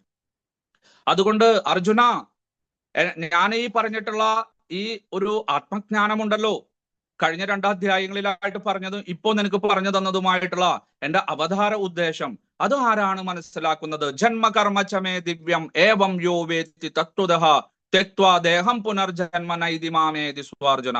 വളരെ പ്രധാനപ്പെട്ട ഒരു ശ്ലോകമാണ്. ആരാണ് മനസ്സിലാക്കുന്നത്? എന്ത്? ഞാൻ ആരാണെന്ന്, ഭഗവാൻ ആരാണെന്ന്, പരമദിവ്യോത്തമ പുരുഷനായ ഭഗവാൻ ശ്രീകൃഷ്ണൻ ആരാണ്? അദ്ദേഹം എന്തിനു വേണ്ടിയിട്ടാണ് ജനിച്ചത്? അദ്ദേഹത്തിന്റെ അതീന്ദ്രിയ ലീലകൾ എന്തായിരുന്നു? ഇതെല്ലാം ആര് മനസ്സിലാക്കുന്നുവോ അവന് മുക്തി ലഭിക്കുന്നു. നോക്കണേ, നിങ്ങൾ വലിയ വലിയ കാര്യങ്ങളൊന്നും ചെയ്യേണ്ട ആവശ്യമില്ല. യോഗസൂത്രമെല്ലാം അഭ്യസിച്ച് ശരീരത്തിനെ പീഡിപ്പിക്കേണ്ട ആവശ്യമില്ല. കുറെ പൈസ ചെലവാക്കിയിട്ട് വൃന്ദാവനത്തിലോ കാശിയിലോ അല്ലെങ്കിൽ അയോധ്യയിലോ അവിടെ ഇവിടേക്കും പോയിട്ട് പൈസ ചെലവാക്കേണ്ട ആവശ്യമില്ല. ഭഗവാൻ ആരാണ്? നിങ്ങൾ ആരാണ്? ഭഗവാൻ എങ്ങനെയാണ് ജനിച്ചത്? അദ്ദേഹത്തിന്റെ ഉദ്ദേശശുദ്ധി എന്തായിരുന്നു? ഇതറിഞ്ഞാൽ മതിയത്തെ. തത്ശ്രവണൻ പ്രബടൻ വിചാരണോ പരോ ഭക്ത്യാ വിമുച്ചേ നരഹ. ആ മോക്ഷം കിട്ടണമെങ്കിൽ, ഭൗതിക ലോകത്തിൽ നിന്ന് പോകണമെങ്കിൽ ഈ കാര്യങ്ങള് ഭഗവാൻ പറഞ്ഞിട്ടുള്ള ഭഗവാന്റെ ജനനത്തെ കുറിച്ചും ഈ തിരോഭാവത്തെ കുറിച്ചും അദ്ദേഹത്തിന്റെ അതീന്ദ്രിയ ലീലകളെ കുറിച്ചും കർമ്മങ്ങളെ എല്ലാം കുറിച്ച് കേട്ടാ മതി, നിങ്ങള് മനനം ചെയ്താൽ മതി, മറ്റുള്ളവർക്ക് പറഞ്ഞു കൊടുത്താൽ മതി, കഴിഞ്ഞു, ഇത്രയേ ഉള്ളൂ. അതുകൊണ്ട് വേറെ ഒന്നും നിങ്ങൾ കൂടുതൽ ചെയ്യേണ്ട ആവശ്യമില്ല. ആരൊക്കെയാണ് ഇതെല്ലാം? ആ കാമക്രോധ മോഹ ലോഭങ്ങൾ, വീതരാഗ ഭയക്രോധ എല്ലാം ഉപേക്ഷിച്ചവരായിട്ട്, ആ കാമാസക്തിയെല്ലാം വെടിഞ്ഞ് ആഗ്രഹങ്ങളെ വാസനകളെയെല്ലാം ഉപേക്ഷിച്ചുകൊണ്ട് ആരാണ് എന്നെ ശരണം പ്രാപിച്ചത്, ഇതെല്ലാം നല്ലപോലെ മനസ്സിലാക്കുന്നത്, അവരും എന്റെ ലോകത്തിൽ എത്തിച്ചേരുന്നു എന്ന് പറഞ്ഞു. പക്ഷെ അതത്ര എളുപ്പമല്ല അർജുന. കാരണം എന്താന്ന് വെച്ചാൽ ഭൗതിക പ്രകൃതിയുടെ ത്രിഗുണങ്ങൾ നിനക്ക് ഓർമ്മയില്ല എന്ന് പറഞ്ഞില്ലേ? ഈ ഭൗതിക പ്രകൃതിയുടെ ത്രിഗുണങ്ങൾ ഏതൊക്കെയാണ്? സത്വരജോ ഗുണങ്ങള്, സത്വഗുണം, രജോ ഗുണം, തമോ ഗുണം. ഈ 3 ഗുണങ്ങള് ഒരു ജീവാത്മാവിനെ ബന്ധനത്തിലാക്കിയിരിക്കുന്നു. ഒരു ചങ്ങല ഉപയോഗിച്ച് നമ്മൾ കെട്ടിയിട്ടിരിക്കുക. ഇരുമ്പ് ചങ്ങല ഉപയോഗിച്ചിട്ട് തമോ ഗുണത്തിലുള്ള ആളുകളെ കെട്ടിയിരിക്കുന്നു. വെള്ളി ചങ്ങല ഉപയോഗിച്ചിട്ട് രജോ ഗുണത്തിലുള്ള ആളുകളെ കെട്ടിയിരിക്കുന്നു. സ്വർണ്ണ ചങ്ങല ഉപയോഗിച്ചിട്ട് സത്വഗുണത്തിലുള്ള ആളുകളെ കെട്ടിയിരിക്കുന്നു എന്ന് മാത്രം. ഒരാൾ പറയാണ്, അത് നോക്കൂ, ഞാൻ ബന്ധനസ്ഥനാണ്, പക്ഷെ സ്വർണ്ണ ചങ്ങലയാണ് എന്റെ കാലിൽ കെട്ടിയിരിക്കുന്നത് എന്ന് പറഞ്ഞു കഴിഞ്ഞാൽ ചിലപ്പോ ചില ആളുകൾ സന്തോഷിക്കും. ബുദ്ധിമാന്മാരുടെ വിജ്ഞാനികൾ പറയും, വിഡ്ഢി, പമ്പര വിഡ്ഢി, ബന്ധനം ബന്ധനം തന്നെയാണ്. അത് സ്വർണ്ണ ചങ്ങലയായിക്കോട്ടെ, വെള്ളി ചങ്ങലയായിക്കോട്ടെ, ഇരുമ്പ് ചങ്ങലയായിക്കോട്ടെ, അല്ലെങ്കിൽ വൈരം കൊണ്ടുണ്ടായിട്ടുള്ള ചങ്ങലയായിക്കോട്ടെ, ബന്ധനം ബന്ധനം തന്നെയാണ്. പക്ഷെ അറിയുന്നില്ലേ നമ്മളെ ഈ ഭൗതിക ലോകമാണ് സുഖം. ഇവിടെ എന്തിനു പറയണു, ദേവന്മാർക്ക് പോലും ഉണ്ടായിട്ടുണ്ട്. അവരെല്ലാം ഭൂമിയിൽ കുറച്ചു നാളത്തേക്ക് വന്ന് ഇവിടെ ഭൗതിക ലോകത്തിലെല്ലാം ജീവിച്ച് അവിടെ നിന്ന് ഇവരെ തിരിച്ചു കൊണ്ടുപോകാനായിട്ട് ആളുകൾ വരുന്ന സമയത്ത്, ഇല്ലില്ലേ നിങ്ങൾ പോയിക്കോളൂ, ഞങ്ങൾ ഇവിടെ തന്നെ താമസിക്കാം, അങ്ങനെയുള്ള അനേകം കഥകള് പുരാണങ്ങളിൽ പറയുന്നുണ്ട്. എന്തിനാ അത് പറയണമെന്ന് വെച്ച് കഴിഞ്ഞാൽ അവർക്ക് പോലും ഉണ്ടായിട്ടുണ്ട്. പിന്നെയാണോ നിങ്ങളെ പോലുള്ള സാധാരണ മനുഷ്യരുടെ അവസ്ഥ എന്ന് നമ്മൾ മനസ്സിലാക്കാനായിട്ട്. അതുകൊണ്ട് അതെല്ലാം ഉപേക്ഷിക്കൂ. ജന്മമൃത്യു ജരാവ്യാധികളില്ലാത്ത അതീന്ദ്രിയ ലോകത്തേക്ക്, വൈകുണ്ഠ ലോകത്തിലേക്ക്, ആ പരമദിവ്യോത്തമ പുരുഷനായിട്ടുള്ള ഭഗവാനെ സേവിക്കുവാനായിട്ട് അവിടേക്ക് പോകൂ, അതിനുവേണ്ടി പ്രയത്നിക്കൂ. ആ മനുഷ്യജന്മം അതിനു വേണ്ടിയിട്ടാണ് നിങ്ങൾക്ക് കിട്ടിയിരിക്കുന്നത് എന്ന് നമ്മളെ ഓർമ്മിപ്പിക്കാൻ വേണ്ടിയിട്ടാണ് ഈ ആചാര്യന്മാരും മറ്റുള്ള ഋഷീശ്വരന്മാരുമെല്ലാം ഈ കഥകളെല്ലാം നമ്മളോട് ഇടയ്ക്കിടയ്ക്ക് ആവർത്തിച്ചു പറയുന്നത്. ഇപ്രകാരം ഭൗതിക പ്രകൃതിയുടെ ത്രിഗുണങ്ങൾക്കനുസരിച്ച്, കർമ്മങ്ങൾക്കനുസരിച്ച്, ചാതുർവർണ്ണം മയാ സൃഷ്ടം, ഞാൻ ഈ ലോകത്തിന്റെ നിലനിൽപ്പിന് വേണ്ടിയിട്ട് നല്ല രീതിയിൽ പ്രവർത്തിക്കാനായിട്ട് ഞാൻ 4 വർണ്ണങ്ങളെ ഉണ്ടാക്കിയിട്ടുണ്ട്. ബ്രാഹ്മണർ, ക്ഷത്രിയർ, വൈശ്യർ, ശൂദ്രർ. ഏറെ തെറ്റിദ്ധരിക്കപ്പെടുന്ന ഒരു ജാതി വ്യവസ്ഥയായിട്ടാണ് നിരീശ്വരവാദികളും യുക്തിവാദികളും കമ്മ്യൂണിസ്റ്റുകാരും മറ്റുള്ള അന്യമതക്കാരും എല്ലാം ഇതിനെ പറയുന്നത്. പക്ഷെ അത് തെറ്റാണ്. കാരണം ഇതിന്റെ പ്രാധാന്യം മനസ്സിലാക്കി കഴിഞ്ഞാൽ ഇത്രയും നല്ലൊരു സിസ്റ്റം, വർണ്ണാശ്രമ വ്യവസ്ഥ ലോകത്തിൽ ഇല്ലതാണ്. അതില്ലാത്തതാണ് ഈ കുഴപ്പമെല്ലാം ഇപ്പൊ സംഭവിച്ചുകൊണ്ടിരിക്കുന്നത്. അതിനെ ഉണ്ടാക്കാൻ വേണ്ടിയിട്ടാണ് നമ്മുടെ ഈ സത്സംഗത്തിലെ അല്ലെങ്കിൽ അന്താരാഷ്ട്ര കൃഷ്ണാവബോധ സമിതിയിലെ സന്യാസിമാരെല്ലാം കിണഞ്ഞ് പരിശ്രമിക്കുന്നത്. അങ്ങനെ ഒരു സിസ്റ്റം വന്നു കഴിഞ്ഞാൽ നമ്മുടെ ജീവിതമെല്ലാം സുഖപ്പെടും, ശാന്തിയും സമാധാനവും ലോകത്തിലെല്ലായിടത്തും ഉണ്ടാവും. അങ്ങനെയായിരുന്നു. ഇപ്രകാരം ബുദ്ധി കൂടിയവരും ഇന്ദ്രിയങ്ങളെയെല്ലാം നിയന്ത്രിച്ചവരും മറ്റുള്ളവരെ പഠിപ്പിക്കാനായിട്ടുള്ള അർഹതരായിട്ടുള്ള ബ്രാഹ്മണര്, അതുപോലെ തന്നെ എല്ലാ ജനവിഭാഗത്തിനെയും ക്ഷതത്തിൽ നിന്ന് സംരക്ഷിക്കാനായിട്ട് ശത്രുക്കളിൽ നിന്നുണ്ടായിട്ടുള്ള ക്ഷത്രിയന്മാരും, വ്യവസായം, കൃഷി, പശു സംരക്ഷണം ഇവയെല്ലാം ചെയ്യുന്ന വൈശ്യന്മാരും, ഈ 3 വിഭാഗത്തിനും വേണ്ടിയിട്ട് നല്ലപോലെ അധ്വാനം ചെയ്യുന്ന പണിയെടുക്കുന്ന ശൂദ്രന്മാരും ഉണ്ടായി. എവിടെ നിന്ന്? ഭഗവാനിൽ നിന്ന് തന്നെ. ബ്രാഹ്മണസ്യ മുഖമാസീത് ബാഹു രാജന്യത്കൃതഃ ഉരുദദസ്യ തദ വൈശ്യഃ പദ്ഭ്യാം ശൂദ്രോഭിജായതേ എന്ന് പുരുഷ സൂക്തത്തിൽ പറയുന്നുണ്ട്. അപ്പൊ എല്ലാം ഭഗവാനിൽ നിന്നാണ്. ഭഗവാന്റെ ഏതെങ്കിലും ഒരു ഭാഗം വൃത്തികെട്ടതുണ്ടോ? പാദങ്ങള്, അതിന്റെ അരക്കെട്ട്, തുടകള്, അല്ലെ? അതുപോലെ തന്നെ കൈകളിൽ നിന്ന്, നെഞ്ചിൽ നിന്ന്, മുഖത്തിൽ നിന്നെല്ലാം ഉണ്ടായത്. അയ്യോ ഞാൻ ശൂദ്രനാണ്, അയ്യോ ശൂദ്രനാ എന്ന് പറയേണ്ട ആവശ്യമില്ല. ഒരാൾക്ക് കാലില്ലെങ്കിൽ അയാൾക്ക് ഓടാൻ പറ്റുമോ? നടക്കാൻ പറ്റുമോ? പണികൾ ചെയ്യാൻ പറ്റുമോ? അപ്പൊ നോക്കൂ, കാലും മഹത്തരമാണ്. ഒരു മനുഷ്യ ശരീരം എങ്ങനെയാണ് പൂർണ്ണമായിട്ടിരിക്കുന്നത്? അതിന് കാലിന്റെയും ശക്തി ആവശ്യമുണ്ട്, മുഖത്തിന്റെയും ആവശ്യമുണ്ട്, ബുദ്ധിയുടെയും ആവശ്യമുണ്ട്, ശക്തിയുടെയും ആവശ്യമുണ്ട്. വളരെ പ്രധാനപ്പെട്ടതാണ് ഈ ശ്ലോകം. കാരണം ഇത് തന്നെയാണ് സഞ്ജയന്റെ അഭിപ്രായത്തില് വീണ്ടും നാം 18-ാം അധ്യായത്തിന്റെ അവസാനത്തില് എത്ര യോഗേശ്വര കൃഷ്ണ എത്ര പാർത്തോർ ധനുർധരഃ തത്ര ശ്രീർ വിജയോർ ഭൂതിർ ധ്രുവാനിതിർമതിർമമ എന്ന് പറഞ്ഞ് ഉപസംഹരിക്കാൻ പോണ്ട്. എവിടെയാണ് യോഗേശ്വരനായിട്ടുള്ള കൃഷ്ണൻ, ബ്രഹ്മതേജസ്, ജ്ഞാനം എവിടെയാണ്? അവിടെ എന്തുണ്ടായിരിക്കണം? ധനുർധരനായിട്ടുള്ള പാർത്ഥനും ഉണ്ടായിരിക്കണം. അവിടെ ധൈര്യവും, അവിടെ ആ എല്ലാത്തിനെയും, എല്ലാ പ്രതിബന്ധങ്ങളെയും തകിടം മറിക്കാനുള്ള, എല്ലാത്തിനെയും ധീരമായിട്ട് എതിരിടാനുള്ള ഒരു ശക്തിയും ഉണ്ടായിരിക്കണം. ക്ഷാത്രധർമ്മം രണ്ടും ഉണ്ടായിരിക്കണം. ബ്രഹ്മധർമ്മവും ഉണ്ടായിരിക്കണം, ക്ഷാത്രധർമ്മവും ഉണ്ടായിരിക്കണം. നമ്മുടെ ഹിന്ദുക്കൾക്ക് ഇല്ലാത്തത് അതാ. എല്ലായിടത്തും പറഞ്ഞിട്ടുണ്ട്, പക്ഷെ അത് മനസ്സിലാക്കാൻ നമുക്ക് സാധിച്ചിട്ടില്ല. പണ്ടത്തെ ആളുകൾക്ക് അത് മനസ്സിലാക്കിയിരുന്നു. പക്ഷെ ഈ അടുത്തുള്ള കാലഘട്ടത്തില് ദയ, കാരുണ്യം, മതസൗഹാർദ്ദം എന്നൊക്കെ പറഞ്ഞിട്ട് നമ്മുടെ തല മറ്റുള്ളവരുടെ കാക്കൂട്ടിൽ വെച്ചു കൊടുക്കണത് കാണുന്നത്. അത് അനുഭവിക്കുന്നുണ്ട് നമ്മള്, ഇനി അനുഭവിക്കാൻ കിടക്കണുള്ളൂ. അപ്പൊ എവിടെയാണ് ജ്ഞാനം, യോഗേശ്വരൻ, ബ്രഹ്മതേജസ്, ബ്രഹ്മജ്ഞാനം? അതിന്റെ കൂടെ നമുക്ക് എന്ത് വേണം? ധനുർധരനായിട്ടുള്ള പാർത്ഥനം ഉണ്ടായിരിക്കണം. വെറും പാർത്ഥനല്ല, വെറും പാർത്ഥന ഉണ്ടായിട്ട് കാര്യമില്ല. ധനുർധരഹ പാർത്ഥഹ. ശരിക്കും മനസ്സിലാക്കണം വേദവ്യാസ മഹർഷി പറഞ്ഞിട്ടുള്ള കാര്യങ്ങൾ. എന്ന് വെച്ച് വടിവാളും കുന്തവും വെട്ടോത്തിയും തോക്കും എടുത്തിട്ട് വല്ലവരും കിട്ട് കയറാനാണോ? അല്ല, പ്രതിരോധിക്കാൻ വേണ്ടിയിട്ട്. ക്ഷതം ത്രായതേ, തന്റെ സ്വജനങ്ങളെ സംരക്ഷിക്കാൻ വേണ്ടിയിട്ട്. അപ്പൊ ഇവിടെ ആ ചാതുർവർണ്ണ്യം അതിനു വേണ്ടിയിട്ടാണ് ഉണ്ടാക്കിയിരിക്കുന്നത്. ബ്രാഹ്മണരും മാത്രം ഉണ്ടായി കഴിഞ്ഞ പ്രശ്നമാവും. ഒരു ഓഫീസിൽ എല്ലാവരും മാനേജർമാരാണ്. ആ ഓഫീസിന്റെ അവസ്ഥ എന്തായിരിക്കും? അവിടെ ആരെങ്കിലും ചായ ഉണ്ടാക്കി കൊടുക്കോ, ബാത്റൂം വൃത്തിയാക്കോ, നിലം തുടയ്ക്കോ? വൃത്തികേടാവും. ഒരു മാസം കൊണ്ട് നിങ്ങൾക്ക് ആ ഓഫീസിൽ കടന്നു ചെല്ലാൻ പറ്റില്ല. ഇനി എല്ലാവരും പിയൂണായി കഴിഞ്ഞാൽ അത് നടക്കില്ല. ഇനി എല്ലാവരും ഈ ധനം കൈകാര്യം ചെയ്യുന്ന ആളുകളാണെങ്കിലോ, അക്കൗണ്ടന്മാരാണെങ്കിലോ അത് നടക്കില്ല. ഒരു ഓഫീസില് മാനേജർ ഉണ്ടായിരിക്കണം, അക്കൗണ്ടന്മാരുണ്ടായിരിക്കണം, പിയൂൺമാരുണ്ടായിരിക്കണം, അതുപോലെ തന്നെ സ്വീപ്പർ, നിലമെല്ലാം അടിച്ചു തുടച്ച് വൃത്തിയാക്കുന്ന ആളുകൾ ഉണ്ടായിരിക്കണം, ഡ്രൈവർമാരുണ്ടായിരിക്കണം. ഇങ്ങനെ ആണെങ്കിൽ മാത്രമേ ആ ഓഫീസ് നല്ല രീതിയിൽ പ്രവർത്തിക്കുള്ളൂ. അതുപോലെ തന്നെയാണ് നമ്മുടെ സമൂഹം, നമ്മുടെ രാഷ്ട്രം, നമ്മുടെ ഭൂമി, ഭൗതിക ലോകം. അതിനു വേണ്ടിയിട്ടാണ് ഭഗവാൻ ഇതെല്ലാം ഉണ്ടാക്കിയിരിക്കുന്നത്. പക്ഷെ നമ്മൾ തെറ്റിദ്ധരിച്ചു, നമ്മൾ അതിനെ ജാതി വ്യവസ്ഥയാക്കിയിട്ട് മാറ്റി. പക്ഷെ ഭഗവാൻ പറയുന്നു, അല്ല, ഗുണകർമ്മ വിഭാഗശഃ. അതാരും പറയില്ല.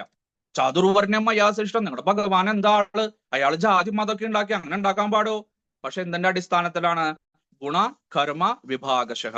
വളരെ പ്രധാനപ്പെട്ടതാണ്. അത് പിന്നീട് പറയാൻ പോകുന്നത് 18-ാം അധ്യായത്തിലാണ്. ഭഗവാൻ സംക്ഷിപ്തമായിട്ട് 9-ാം അധ്യായം വരെ കുറെ കാര്യങ്ങൾ പറയും. പിന്നെ അതിനെ ഉപന്യസിച്ച് വിസ്തരിക്കുന്നത്, അല്ലെങ്കിൽ അതിന് ഭാഷ്യം നൽകുന്നത് എപ്പോഴാണ്? പിന്നീടുള്ള അധ്യായങ്ങളിലാണ്. അപ്പൊ അയ്യോ, ഇതിനെ ഞങ്ങൾക്ക് മനസ്സിലായില്ലല്ലോ എന്നുള്ള വിചാരിക്കേണ്ട ഒരു ആവശ്യമില്ല. കാരണം ഈ 9-ാം അധ്യായം 8-ാം അധ്യായം വരെ പറഞ്ഞതൊക്കെ പിന്നെ ഇനി പറയാൻ പോകുന്നുണ്ട് വിശദമായിട്ട്. അപ്പൊ ആരും പേടിക്കൊന്നും വേണ്ട. ആരുടെയും ഭാഷ്യം, ഗോവിന്ദ ഭാഷ്യമോ ശാങ്കര ഭാഷ്യമോ അല്ലെങ്കിൽ വേറെ ഏതെങ്കിലും ഭാഷ ഉണ്ടെന്ന് വെച്ചാൽ അതൊന്നും നിങ്ങൾക്ക് പഠിക്കേണ്ട യാതൊരു ആവശ്യകതയില്ല. പഠിച്ചാൽ നല്ലത്, കുഴപ്പമില്ല. പക്ഷെ എന്ന് വിചാരിച്ചിട്ട് അയ്യോ എനിക്ക് പഠിക്കാൻ പറ്റില്ലല്ലോ, സമയം കിട്ടില്ലല്ലോ, ഇല്ല. കാരണം ഭഗവാൻ തന്നെ ഇവിടെ ആദ്യം പറഞ്ഞിട്ടുള്ള അധ്യായങ്ങളുടെ ഭാഷ്യം ഭഗവാൻ തന്നെ ഇനി വിസ്തരിച്ച് പറയാൻ പോകുന്നുണ്ട്. ശമോദമസ്തപശൗചം ശാന്തിരാർജവമേവജ. അർജുന, ബ്രാഹ്മണന്റെ ഗുണം ഇതാണ്, ബ്രാഹ്മണന്റെ കർമ്മം ഇതാണ്. അതുപോലെ തന്നെ ശൗര്യം തേജോദൃദേഷ്യം യുദ്ധേച്ഛാഭ്യ പലായനം. ക്ഷത്രിയന്റെ ധർമ്മം ഇതാണ്, ക്ഷത്രിയന്റെ കർമ്മം ഇതാണ്. പിന്നെ വ്യവസായമാണ്, കൃഷിയാണ്, ഗോരക്ഷ്യയാണ്. പരിച്ഛരാത്മകം കർമ്മ ശൂദ്രസ്യാഭി സ്വഭാവജം. ശൂദ്രന്റെ കർമ്മം ഇതാണെന്നൊക്കെ പറഞ്ഞിട്ട് 18-ാം അധ്യായത്തിൽ 40-ാം ശ്ലോകം മുതൽ പറയാൻ പോകുന്നുണ്ട്. അതെല്ലാം സമയം കിട്ടുമ്പോൾ നിങ്ങൾ വായിച്ചു പഠിക്കുക. ഇങ്ങനെ ആ ഭൗതിക പ്രകൃതിയിലെ ചാതുർവർണ്ണത്തെ കുറിച്ചിട്ട് പറഞ്ഞു. പക്ഷെ ഇതൊക്കെ ഞാൻ ഉണ്ടാക്കിയെങ്കിലും അതൊന്നും എന്നെ ബാധിക്കുന്നില്ല. കാരണം ഞാൻ അതീന്ദ്രനാണ്. നേരത്തെ പറഞ്ഞല്ലോ, എനിക്ക് എല്ലാ കാര്യങ്ങളും ഓർമ്മയുണ്ട്, എന്നെ ഭൗതിക പ്രകൃതി ഒന്നും ബാധിക്കുന്നില്ലെന്ന്. അതുകൊണ്ട് ബാക്കിയുള്ള സകല ജീവാത്മാക്കളെയും ജീവസത്തകളെയും എല്ലാവരെയും ഈ ത്രിഗുണങ്ങൾ ബാധിക്കും, എന്നെ ഒരിക്കലും ബാധിക്കുന്നില്ല അർജുന. ഇത് അറിഞ്ഞുകൊണ്ട് ആരാണോ കർമ്മങ്ങളെല്ലാം ഉദാസീനനായിട്ട് കർമ്മഫലാസക്തി ഇല്ലാതെ ചെയ്യുന്നത്, അവർക്കും പരമപദത്തിലെത്താനായിട്ട് സാധിക്കും. അതുകൊണ്ട് കർമ്മത്തിനെ ഞാൻ 3 വിഭാഗമാക്കിയിട്ടുണ്ട്. കർമ്മം, വികർമ്മം, അകർമ്മം. കർമ്മം എന്ന് പറഞ്ഞ നിത്യനൈമിത്തിക കർമ്മങ്ങൾ, നമ്മൾ ദിവസവും ചെയ്യുന്നതും ഇടയ്ക്കിടയ്ക്ക് വന്നു ചേരുന്നതുമായിട്ടുള്ള ശ്രാദ്ധം, അടിയന്തരം, ബലിയിടല്, വിവാഹം, പേരിടല്, ഗ്രഹപ്രവേശം തുടങ്ങിയിട്ടുള്ള നൈമിത്തിക കർമ്മങ്ങൾ. പിന്നെയാണ് വിരുദ്ധ കർമ്മങ്ങൾ. വികർമ്മം, ചെയ്യാൻ പാടില്ലാത്തത്. ശാസ്ത്രങ്ങള് നിങ്ങളോട് പറഞ്ഞു ഇത് ചെയ്യാൻ പാടില്ല. ആധ്യാത്മിക ആചാര്യന്മാരും സന്യാസിമാരും മറ്റെല്ലാം പറഞ്ഞിട്ടുള്ള വിരുദ്ധമായിട്ടുള്ള കർമ്മങ്ങളാണ് വികർമ്മം. ഇനി രണ്ടിലും പെടാത്ത കർമ്മമുണ്ട്, അകർമ്മം. അതായത് ചെയ്തു കഴിഞ്ഞാൽ വലിയ പ്രയോജനമൊന്നുമില്ല, ചെയ്യാതിരുന്നാലോ പാപം വന്നു ചേരുകയും ചെയ്യും. അങ്ങനത്തെ കർമ്മങ്ങളുണ്ട്. ശരിയായിട്ടുള്ള രീതിയിൽ അനുഷ്ഠിക്കേണ്ട കർമ്മങ്ങള് അകർമ്മം, ഫലാസക്തി ഇല്ലാതെ ചെയ്യേണ്ട കർമ്മങ്ങൾ. അപ്പൊ അതുകൊണ്ട് അർജുന, നീ നിന്റെ സ്വധർമ്മം അനുഷ്ഠിക്കണം. എങ്ങനെയാണ് അനുഷ്ഠിക്കേണ്ടത്? കർമ്മം എന്തെന്നും അകർമ്മം എന്തെന്നും വികർമ്മം എന്തെന്നും മനസ്സിലാക്കിയിട്ട് നീ ചെയ്യൂ. ജ്ഞാനകർമ്മത്തോട് കൂടിയിട്ട് കർമ്മങ്ങളെല്ലാം നീ അനുഷ്ഠിക്കൂ. അതിനെ കുറിച്ചിട്ട് ഞാൻ പറഞ്ഞു തരാം. ഒരാള് നിത്യമായിട്ട് ചെയ്യേണ്ടത്, നിർബന്ധമായിട്ട് അവന്റെ വർണ്ണത്തിനനുസരിച്ച് ചെയ്യേണ്ട കർമ്മങ്ങളാണ് കർമ്മം എന്ന് പറയുന്നത്. അതിൽ നിത്യകർമ്മങ്ങളുണ്ട്, നൈമിത്തിക കർമ്മങ്ങളുണ്ട്, കാമ്യകർമ്മങ്ങളുണ്ട്. വേദങ്ങളിലെല്ലാം പറയുന്ന ആദ്യ ഭാഗത്ത് കർമ്മകാണ്ഡത്തിൽ പറയുന്ന പുത്രന്മാരുണ്ടാവാൻ, പുത്രികൾ ഉണ്ടാവാൻ, നല്ല ഭാര്യയെ കിട്ടാൻ, നല്ല ഭർത്താവിനെ കിട്ടാൻ, വിദ്യ കിട്ടാൻ, ശത്രുക്കളെ തോൽപ്പിക്കാൻ, സമ്പത്ത് ഉണ്ടാവാനായിട്ട്, ഇങ്ങനെ പല പല പല പല പല കർമ്മങ്ങളെ കുറിച്ചിട്ട് പറയുന്നുണ്ട്. പല പല യാഗങ്ങളെ കുറിച്ച്, യജ്ഞങ്ങളെ കുറിച്ച്, ഹോമങ്ങളെ കുറിച്ച്, പൂജകളെ കുറിച്ച്. അതൊക്കെയാണ് കാമ്യകർമ്മങ്ങള്. അതിനെ കുറിച്ചിട്ട് പറയുന്നുണ്ട്. വിരുദ്ധ കർമ്മങ്ങൾ, ചെയ്യാൻ പാടില്ലാത്തത്, ഓരോ വർണ്ണത്തിലുള്ള ആളുകളും ചെയ്യാൻ പാടില്ലാത്ത കർമ്മങ്ങളെ കുറിച്ചിട്ട് പറഞ്ഞിട്ടുണ്ട്. വികർമ്മം, നേരത്തെ പറഞ്ഞ അകർമ്മം, എല്ലാ ഫലാസക്തിയെല്ലാം ഉപേക്ഷിച്ച് ഇതിന്റെ കർത്തവ്യമാണെന്ന രീതിയിൽ നമ്മുടെ കർമ്മങ്ങളെല്ലാം അനുഷ്ഠിക്കുന്ന രീതിയെ കുറിച്ചിട്ടും അതെല്ലാം നല്ലപോലെ അനുഷ്ഠിക്കുക. മാത്രമല്ല അകർമ്മത്തില് വികർമ്മത്തെയും വികർമ്മത്തില് അകർമ്മത്തെയും കാണണം, നല്ലപോലെ ദർശിക്കണം. ഇവിടെ അർജുനന്റെ തെറ്റിദ്ധാരണ എന്താണ്? ഞാൻ യുദ്ധം ചെയ്തു കഴിഞ്ഞാൽ എന്റെ ബന്ധുമിത്രാദികൾക്ക് പരിക്കേൽക്കും, അംഗവൈകല്യം ഉണ്ടാവും, ചിലപ്പോൾ അവരും മരിക്കും. അപ്പൊ എനിക്ക് പാപം വന്നു ചേരില്ലേ? എനിക്ക് ഉത്കൃഷ്ട ലോകങ്ങളിൽ എത്താൻ സാധിക്കില്ലല്ലോ, എനിക്ക് വീണ്ടും ജന്മം എടുക്കേണ്ടി വരില്ലേ കർമ്മഫലത്തിന് വേണ്ടിയിട്ട് എന്നായിരുന്നു അർജുനന്റെ വേവലാതി. അതുകൊണ്ടാണ് അദ്ദേഹത്തിന് ഈ മോഹാലസ്യം, പ്രമാദം എല്ലാം വന്നു ചേർന്നത്. പക്ഷെ ഭഗവാൻ പറയുന്നു, അല്ല, അങ്ങനെയല്ല, നിന്റെ സ്വധർമ്മമാണത്, നീ അനുഷ്ഠിച്ചേ മതിയാവൂ. മാത്രമല്ല നിനക്കിതിൽ നിന്ന് യാതൊരു പ്രയോജനമില്ല എന്ന് നീ വിചാരിച്ചോരു ഫലാസക്തിയില്ലാതെ കർമ്മം ചെയ്യൂ. സൂര്യൻ എങ്ങനെയാണ് ദിവസവും ഉദിക്കുന്നതും അസ്തമിക്കുന്നതും? ചെടികൾ പൂക്കുന്നത് ആർക്ക് വേണ്ടിയിട്ടാണ്? ഫലാസക്തിയോട് കൂടിയിട്ടാണോ?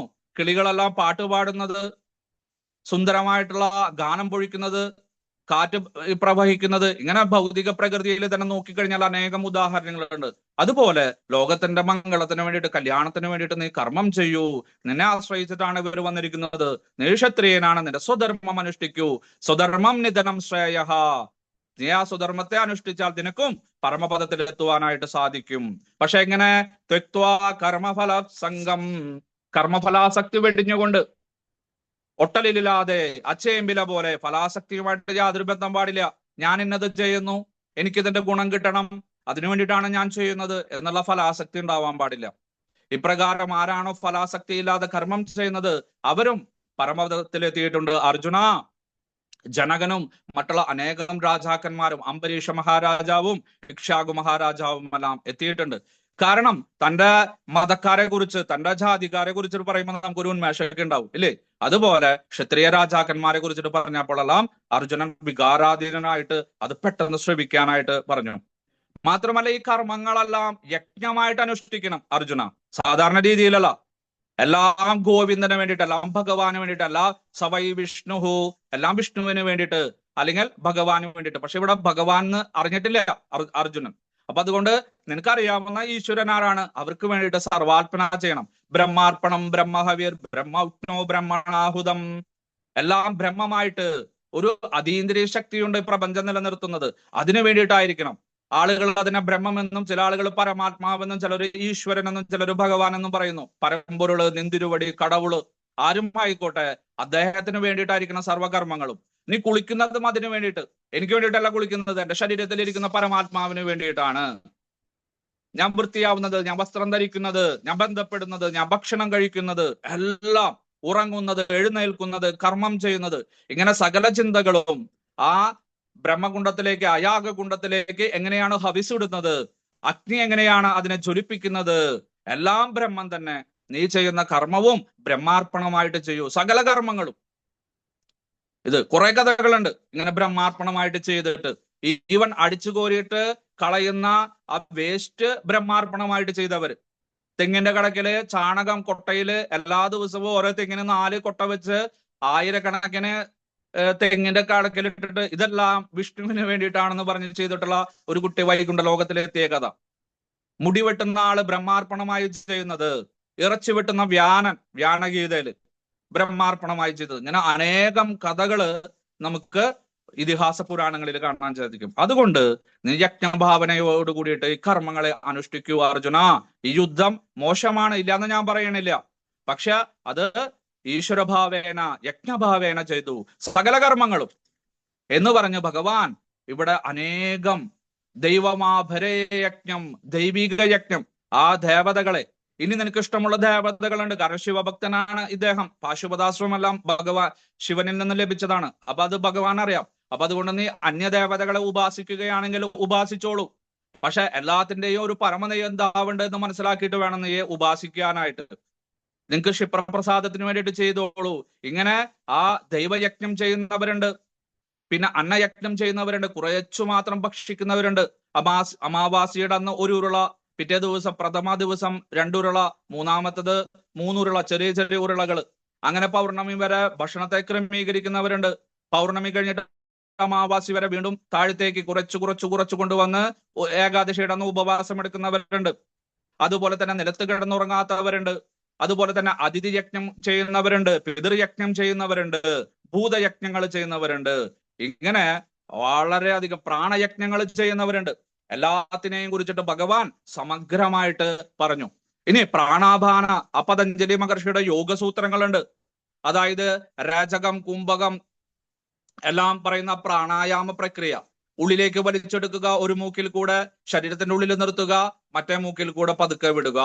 ഇത് ഇങ്ങനെ അപാനൻ, വ്യാനൻ, ഉദാനൻ എന്ന് പറയുന്ന സമാനൻ തുടങ്ങിയിട്ടുള്ള പ്രാണന്മാരെയെല്ലാം നിയന്ത്രിച്ച്, ശരീരത്തിൽ നിയന്ത്രിച്ച്, സമയമുള്ള സമയത്ത് ദേഹത്തിനെ, ആത്മാവിനെ ഇവിടെ നിന്ന് ഉപേക്ഷിക്കുക.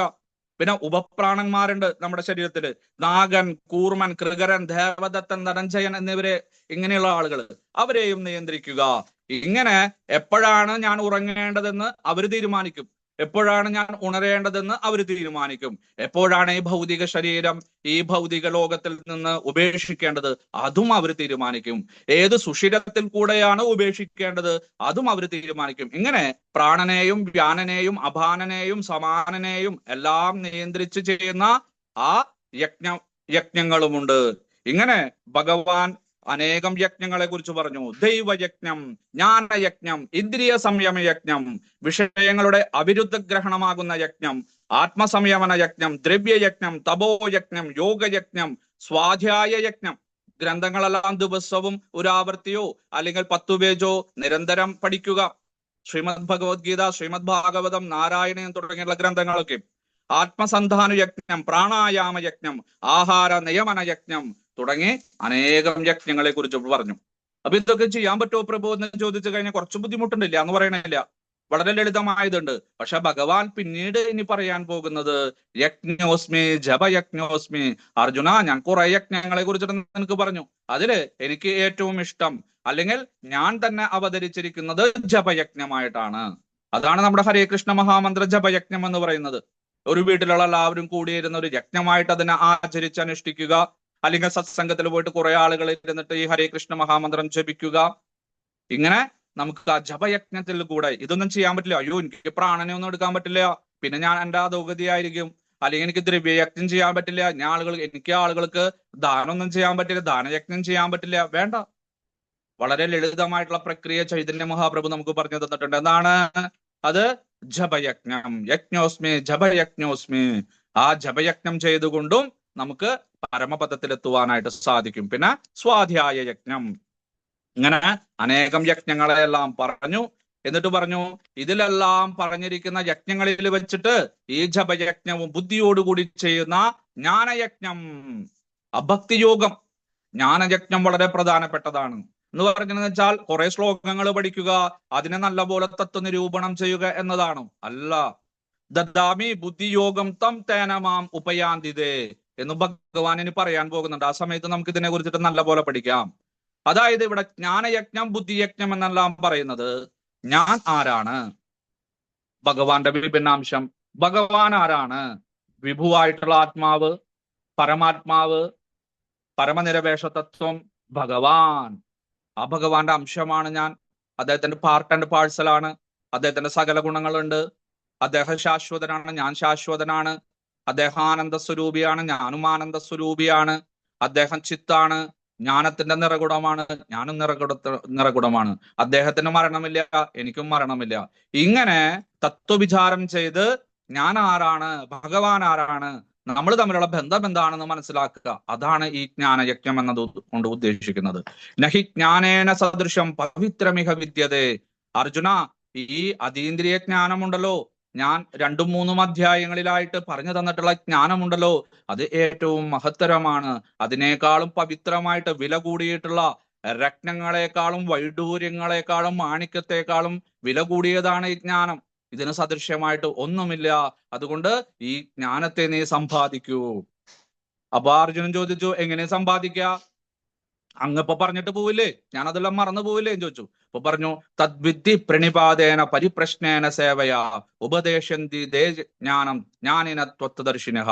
നീ ആ ഗുരുശിഷ്യ പരമ്പരയിൽ വരുന്ന ഏതെങ്കിലും സന്യാസിയെയോ ജ്ഞാനിയെയോ സമീപിച്ചുകൊണ്ട് സേവകളെല്ലാം ചെയ്ത്, ശരീര സേവയും മറ്റുള്ള സേവകളുമെല്ലാം ചെയ്തുകൊണ്ട് അദ്ദേഹത്തിനോട് നിന്റെ സംശയങ്ങളെല്ലാം ചോദിക്കുക. അല്ലാണ്ട് ഗുരു എനിക്ക് സംശയമുണ്ട്, എനിക്ക് പറഞ്ഞു തരാണ്ട് ഇവിടുന്ന് വിടില്ല, അങ്ങനെയല്ല. വിനീതനായിട്ട് സമീപം ചെന്ന് നീച്ചെ താഴെ ഇരുന്നു കൊണ്ട് പതുക്കെ അദ്ദേഹത്തിന് ബുദ്ധിമുട്ടില്ലാത്ത രീതിയിൽ, അല്ല എനിക്കറിയാവുന്ന കാര്യങ്ങൾ അദ്ദേഹത്തിന് അറിയോ എന്നുള്ള ചോദ്യത്തിലായിരിക്കരുത്. തനിക്കും പ്രയോജനം ഉണ്ടായിരിക്കണം, കേൾക്കുന്നവർക്കും പ്രയോജനം ഉണ്ടായിരിക്കണം, പറയുന്ന ആൾക്കും പ്രയോജനം ഉണ്ടായിരിക്കണം. ഇങ്ങനെ എല്ലാ തരത്തിലും നോക്കിക്കൊണ്ട് സേവകളെല്ലാം ചെയ്ത് സമയവും സാഹചര്യവും എല്ലാം നോക്കിയിട്ട് പതുക്കെ സംശയങ്ങളെല്ലാം ചോദിക്കുക. ജ്ഞാനികളായിട്ടുള്ള അവര് നിനക്ക് ഈ ബുദ്ധിജ്ഞാനം, ഈ ജ്ഞാനം ഉപദേശിക്കും. അങ്ങനെ നീ കൃതാർത്ഥനായിട്ട് അതെല്ലാം ആചരിച്ചനുഷ്ഠിക്കൂ. അങ്ങനെയും സ്വധർമ്മം ആചരിക്കുന്നതിലൂടെ നിനക്ക് പരമപദ പ്രാപ്തിയിലെത്തുവാനായിട്ട് സാധിക്കും. പക്ഷെ അതിന് നീ സമയമായിട്ടില്ല. ഇപ്പൊ നിന്റെ കാര്യം എന്താണ്? നിന്റെ കർമ്മം, സ്വധർമ്മം. നീ ആരാണ്? ക്ഷത്രിയൻ, നീ രജോഗുണ സ്വഭാവിയാണ്.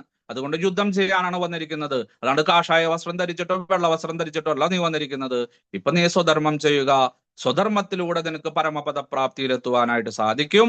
നിനക്ക് ഇനി അതീന്ദ്രിയ ജ്ഞാനം വേണമെങ്കിൽ, ഞാൻ ഈ പറഞ്ഞത് വീണ്ടും നിങ്ങൾക്ക് കേൾക്കണമെങ്കിൽ, ഒരു ആധ്യാത്മിക ആചാര്യനെ സമീപിച്ച് വിനയത്തോടുകൂടി ഭക്തിയോടുകൂടിയിട്ട് സേവകളെല്ലാം ചെയ്ത് അദ്ദേഹത്തിനോട്, അയ്യോ ഞങ്ങൾക്ക് അതിന് സാധിക്കില്ലല്ലോ, എന്റെ ആധ്യാത്മിക ഗുരു മരിച്ചുപോയല്ലോ, ഭൗതിക ശരീരം ഉപേക്ഷിച്ചല്ലോ, അദ്ദേഹത്തിന്റെ വപു മാത്രമേ പോയിട്ടുള്ളൂ, വാക്കുകള് ഗ്രന്ഥരൂപത്തിലുണ്ട്. ഭഗവാൻ പോയി, പക്ഷെ ഭഗവാൻ അവതരിച്ചിട്ടുണ്ട് എങ്ങനെ? സാഹിത്യ രൂപത്തില്, ശ്രീമദ് ഭാഗവതമായിട്ട്, ശ്രീമദ് ഭഗവത്ഗീതയായിട്ട്. ശ്രീമദ് ഭാഗവതാക്യോയം പ്രത്യക്ഷ കൃഷ്ണയവഹി. ആചാര്യന്മാര്, വേദവ്യാസ മഹർഷി പറയാ, എന്തിനാ പേടിക്കുന്നത് ഭൂലോകരെ മാലോകരെ, എന്തിനാ പേടിക്കുന്നത് നിങ്ങള്? ഭഗവാൻ പോയി, വേറെ സ്ഥലത്ത് ജോലിക്ക് പോയിരിക്കുക. സൂര്യൻ പകല് പോവും, രാത്രി പോവും, പകല് വീണ്ടും വരും. അതുപോലെ ഭഗവാൻ ഇടയ്ക്കിടയ്ക്ക് വരും. യഥാ യഥാ ഹി ധർമ്മസ്യ ഗ്ലാനിർഭവതി ഭാരത യുഗേ യുഗേ. അങ്ങനെ ഇടയ്ക്കിടയ്ക്ക് വന്നുകൊണ്ടിരിക്കും. സമയമൊന്നുമില്ല അദ്ദേഹത്തിന്, ആവശ്യം വരുമ്പോ വരും. അതുപോലെ വരും. പക്ഷെ അതുവരയ്ക്കും നിങ്ങൾ ആരെ ശരണം പ്രാപിക്കണം? ശ്രീമദ് ഭാഗവതത്തെ, ശ്രീമദ് ഭഗവത്ഗീതയെ ശരണം പ്രാപിക്കുക. അത്രേ ഉള്ളൂ. അല്ലാണ്ട് ഭഗവാനില്ല, ആ കാലഘട്ടത്തിൽ ഭഗവാൻ ഉണ്ടായിരുന്നല്ലോ അതുകൊണ്ട് ആളുകൾക്ക് മോക്ഷം കിട്ടി, ഞങ്ങൾക്ക് മോക്ഷം കിട്ടില്ലല്ലോ, അങ്ങനെയൊന്നും വിചാരിക്കേണ്ട ആവശ്യമില്ല. അദ്ദേഹത്തിന്റെ ഗുരു ഇടയ്ക്ക് അദ്ദേഹത്തിന്റെ അടുത്തുണ്ട്. ഞങ്ങളുടെ ഗുരു ഞാൻ മായാപൂരിലാണ്, അല്ലെങ്കിൽ വൃന്ദാവനത്തിലാണ്, അല്ലെങ്കിൽ അമേരിക്കയിലും ജപ്പാനിലാണ്, ഇങ്ങോട്ടൊന്നും വരാറില്ല, കേരളത്തിലേക്ക് വരാറില്ല, തിരുവനന്തപുരത്തേക്ക് വരാറില്ല. അങ്ങനെയും വിചാരിക്കേണ്ട ആവശ്യമില്ല. ഗുരുവാണി മതി നിങ്ങൾക്ക്, അല്ലാണ്ട് വബുവിന്റെ ആവശ്യത്തില്ല. വബു കുറച്ച് സമയത്തേക്കേ ഉള്ളൂ. പ്രഭുപാദരുടെ വബു എത്ര സമയം ഉണ്ടായിരുന്നു നമുക്ക്? അദ്ദേഹത്തിന്റെ വാണികളല്ല നമ്മൾ ഉപയോഗിക്കുന്നത്. അങ്ങനെ തന്നെയാണ്. അപ്പൊ അതുകൊണ്ട് ആരും നിരാശപ്പെടേണ്ട ആവശ്യമില്ല. അതുകൊണ്ട് ഈ നഹി ജ്ഞാനേന സദൃശ്യം പവിത്രമിഹ വിദ്യതേ, ഞാൻ പറഞ്ഞിട്ടുള്ള ജ്ഞാനമുണ്ടല്ലോ, അതും മാത്രം മതി തന്നെ അവിടേക്ക് എത്തിക്കാനായിട്ട്. ഈ ഒരു ജ്ഞാനത്താല് നീ ചെയ്യുന്ന കർമ്മങ്ങളെല്ലാം യഥേതാംസി സമിതോ അഗ്നിർ ഭസ്മസാത് കുരുദേതത. ഇപ്പൊ ചെയ്തുകൊണ്ടിരിക്കുന്നതും ചെയ്തു കഴിഞ്ഞതുമായ 84 ലക്ഷം ശിവയോനികളിൽ കൂടെ കടന്നു വന്നതുമായിട്ടുള്ള എല്ലാ കർമ്മങ്ങളും ജ്ഞാനമാകുന്ന അഗ്നിയിലേക്ക് വലിച്ചെറിയൂ. ആ ജ്ഞാനത്താല് അതെല്ലാം ദഹിച്ചു പോകട്ടെ. ഹോമകുണ്ടത്തിലേക്ക് ചിരട്ട, ചകിരി, കൊതുമ്പ്, ഓലക്കുടി, ചന്ദനത്തടി, മാവിന്റെ തടി, പ്ലാവിന്റെ തടി, പ്ലാഷ്, ഇതെല്ലാം നമ്മൾ അറിയും. വെണ്ണീറായി കഴിഞ്ഞാൽ തിരിച്ചറിയാൻ സാധിക്കൂ ഏത് മരത്തിന്റെ ഏതായിരുന്നു, ചിരട്ട ഏതാണ്, ചകിരി ഏതാണെന്ന് തിരിച്ചറിയാൻ പറ്റോ? ഇല്ല. അതുകൊണ്ട് നല്ലതോ ചീത്തയോ കർമ്മമോ നിത്യനൈമിത്തിക കർമ്മങ്ങളോ കാമ്യകർമ്മങ്ങളോ വികർമ്മമോ അകർമ്മമോ എന്തുമായിക്കോട്ടെ, അതെല്ലാം ആ ഈശ്വരാർപ്പണ ഭാവത്തില് ഈ ജ്ഞാനാഗ്നിയിലേക്ക് നീ വലിച്ചെറിയൂ. അതെല്ലാം വെണ്ണീറാവട്ടെ. അങ്ങനെ നിനക്ക് പുനർജന്മമില്ലാത്ത പരമപദത്തിലെത്തുവാനായിട്ട് സാധിക്കും. ഇത് ആരാണോ മനസ്സിലാക്കുന്നത്, എങ്ങനെയാ മനസ്സിലാക്കുന്നത്? ശ്രദ്ധാവാൻ ലഭതേ ജ്ഞാനം തത്പര സംയതേന്ദ്രിയഃ. നേരത്തെ ഭഗവാൻ പറഞ്ഞു ജ്ഞാനം എങ്ങനെയാണ് ലഭിക്കേണ്ടത്? ഗുരുവിനെ സമീപിക്കണം, സേവ ചെയ്യണം, ചോദ്യങ്ങൾ ചോദിക്കണം എന്ന്. പക്ഷെ ഇവിടെ ഒന്ന് ചെറുതായിട്ടൊന്ന് ടിസ്റ്റ് കൊടുത്തു അദ്ദേഹം. വളരെ ശ്രദ്ധിക്കണേ ഭഗവാന്റെ വാക്കുകൾ. ഇവിടെ പറയുന്നു ശ്രദ്ധവാൻ, ശ്രദ്ധയോട് കൂടിയിട്ട് വേണം. കാരണം ഗുരുവിനെ സമീപിക്കുക, അദ്ദേഹത്തിനോട് ചോദ്യങ്ങൾ ചോദിക്കുക, സേവ ചെയ്യുക, അത് നമുക്ക് വേണമെങ്കിൽ നാടകീയമായിട്ട് ചെയ്യാം. ഭഗവാൻ അറിയാം മലയാളികളെ കുറിച്ചിട്ട് വില്ലന്മാരാണെന്ന്, പ്രത്യേകിച്ച് ഇന്ത്യക്കാര് മലയാളികള് അതൊക്കെ പ്രഹസനം കാണിക്കുന്നവരുണ്ട് അല്ലെ. ആൾട്ടറിൽ വന്ന് തുള്ളിച്ചാടുക, അവിടെ കെടുക്കുക, നമസ്കരിക്കുക, ആരെങ്കിലും വന്നിട്ട് പ്രഭു മതി എഴുന്നേൽക്ക്, ഇത് എത്ര നേരമായി, അങ്ങനെ ചെയ്യുക. ആളുകളുള്ള സമയത്ത് വാചാലമായിട്ട് കീർത്തനം ചെയ്യുക, ഉറക്കെ ഹരേ കൃഷ്ണ ജപിച്ചുകൊണ്ട് നടക്കുക, വീട്ടിൽ പോയി കഴിഞ്ഞ സിനിമ കാണുക, മൊബൈൽ കാണുക. ഗുരു വന്നു കഴിഞ്ഞാൽ 3 ദിവസം ഗുരുവിന്റെ കൂടെ, അത് കഴിഞ്ഞ ഗുരുവിലെ തേങ്ങേര മൂടില്ല, ഒന്നുമില്ല. അങ്ങനെയുള്ള ആളുകളാണെന്ന് ഭഗവാൻ അറിയാം. അപ്പൊ അതുകൊണ്ട് ഭഗവാൻ പറഞ്ഞു, അതൊക്കെ നിനക്ക് കാണിക്കാം, അതൊക്കെ കാപട്യത്തിൽ മിഥ്യാചാരസ ഉച്ചതേ, അതൊക്കെയും ഒരു നാടകക്കാരന്റെ പോലെ നിനക്ക് ആളുകളുടെ മുന്നിൽ വേഷം കെട്ടാം, മാതാജിമാരെയും പ്രഭുക്കന്മാരെയും എല്ലാം നിനക്ക് കബളിപ്പിക്കാം, ടെമ്പിൾ പ്രസിഡന്റിനെ നിനക്ക് കബളിപ്പിക്കാൻ സാധിക്കും, പക്ഷെ എന്നെ കബളിപ്പിക്കാൻ സാധിക്കില്ല. ശ്രദ്ധാവാൻ ലഭതേ ജ്ഞാനം, ശ്രദ്ധയുള്ളവന് മാത്രം, ഭഗവാന് ശരണം പ്രാപിച്ചവനെ മാത്രമേ ജ്ഞാനത്തിന് അർഹതയുള്ളൂ. നോക്കൂ, ഭഗവാനിലും ആധ്യാത്മിക ഗ്രന്ഥത്തിലും ആധ്യാത്മിക ഗുരുവിലും പൂർണ്ണമായിട്ടും വിശ്വാസമുള്ളവന്, ശരണം പ്രാപിച്ചവന് മാത്രമേ ജ്ഞാനം ലഭിക്കുകയുള്ളൂ. വെറുതെ വീട്ടിലിരുന്നിട്ട് ഓൺലൈനില് AC-യുടെ അടിയിലിരുന്ന്, ഫാനിന്റെ അടിയിലിരുന്നിട്ട് നിങ്ങൾ ഞാൻ ഭഗവത്ഗീത കേൾക്കുകയാണെന്ന് പറഞ്ഞു കഴിഞ്ഞാൽ ഒരു രക്ഷയില്ല. നമ്മളത് കണ്ടു കുറെ നാള്, കൊറോണ സമയത്തൊക്കെയും കണ്ടു. എന്തെങ്കിലും മനസ്സിലായോ നിങ്ങൾക്ക്? ഇല്ല. മംഗളം മനോരമ വായിക്കുന്ന പോലെയാണോ? അല്ല. അപ്പൊ അതുകൊണ്ട് ദയവ് ചെയ്തിട്ട് അടുത്തുള്ള സത്സംഗത്തിലെല്ലാം പോയിട്ട് ആധ്യാത്മിക ഗുരുവിനെയോ അദ്ദേഹത്തിന്റെ പ്രതിനിധികളെയോ എല്ലാം ശരണം പ്രാപിച്ചുകൊണ്ട് സേവ ചെയ്തുകൊണ്ടിട്ട് പൂർണ്ണമായിട്ടുള്ള വിശ്വാസത്തോടു കൂടിയിട്ട്, പൂർണ്ണമായിട്ട് സമർപ്പണം ചെയ്തുകൊണ്ട്, ഇത് മാത്രമേ എന്നെ രക്ഷിക്കൂ എന്നുള്ള അർപ്പണ ബുദ്ധിയോട് കൂടിയിട്ട് വേണം ഈ ജ്ഞാനം സ്വീകരിക്കാൻ. തത്പരഹ, താല്പര്യത്തോട് കൂടിയിട്ട്, എനിക്ക് വേണം എന്നുള്ള നിർബന്ധ ബുദ്ധിയോട് കൂടിയിട്ട് വേണം, താല്പര്യത്തോട് കൂടിയിട്ട് വേണം ഇതെല്ലാം ശ്രദ്ധിക്കാൻ. സംയതേന്ദ്രിയ, ഇന്ദ്രിയങ്ങളെയെല്ലാം നിയന്ത്രിച്ചുകൊണ്ട്. നോക്കൂ, ഓർക്കടച്ച് ഓം നമോ ഭഗവതേ വാസുദേവായ, ഓർഗി മഹാപ്രസാദ് ഞെട്ടി എഴുന്നേറ്റു, അങ്ങനെയല്ല. ആ ഇന്ദ്രിയങ്ങളെല്ലാം നിയന്ത്രിച്ചുകൊണ്ട് എനിക്ക് വേണം, എനിക്ക് അർഹതപ്പെട്ടതാണ്, ഇത് കൂടിയേ തീരൂ എന്നുള്ള വാശിയോട് കൂടിയിട്ട് നമ്മൾ ഇന്ദ്രിയങ്ങളെയെല്ലാം നിയന്ത്രിച്ച്, നമ്മുടെ ജ്ഞാനേന്ദ്രിയങ്ങളെയും കർമ്മേന്ദ്രിയങ്ങളെയും മനസ്സിനെയും എല്ലാം നിയന്ത്രിച്ച് താല്പര്യത്തോടു കൂടി, പൂർണ്ണ വിശ്വാസത്തോടു കൂടി ഗുരുവിനെ ശരണം പ്രാപിച്ച് സേവകളെ ചെയ്ത് ചോദിച്ചുകൊണ്ട്, ശാരീരികമായും മാനസികമായും ബുദ്ധിപരമായും സാമ്പത്തികമായും എല്ലാം സഹായിച്ചുകൊണ്ട് ആരാണോ ഭഗവത് ഭക്തിയുത സേവനത്തിൽ ഏർപ്പെടുന്നത് അവനെ ഈ ജ്ഞാനം ലഭിക്കും. ആ ജ്ഞാനം ലഭിച്ചു കഴിഞ്ഞാൽ അവൻ ആ പരമപദത്തിൽ എത്തിച്ചേരും എന്ന് പറഞ്ഞ് ഭഗവാൻ ഈ അധ്യായം ഉപസംഹരിക്കുകയാണ്. ഇങ്ങനെ അജ്ഞാനിക്കും ശ്രദ്ധയില്ലാത്തവനും യാതൊരു തരത്തിലും വിജ്ഞാനം ലഭിക്കില്ല. ഭഗവാൻ അങ്ങനെയാ. ഒരു കാര്യം ഡൂ പറയും, ഡോണ്ട് ഡൂ പറയും, നല്ല കാര്യവും പറയും, ചീത്ത കാര്യവും പറയും അല്ലെ. ഒരു കാറ്റലോഗ് കിട്ടിക്കഴിഞ്ഞാൽ വാഹനത്തിന്റെയോ മൊബൈലിന്റെയോ എന്തെങ്കിലും ഉപകരണത്തിന്റെയോ വാഷിംഗ് മെഷീന്റെയോ ഫ്രിഡ്ജ്, അതിലൊരു കാറ്റലോഗ് കിട്ടും, അതില് ചെയ്യേണ്ടത്, ചെയ്യാൻ പാടില്ലാത്തത്.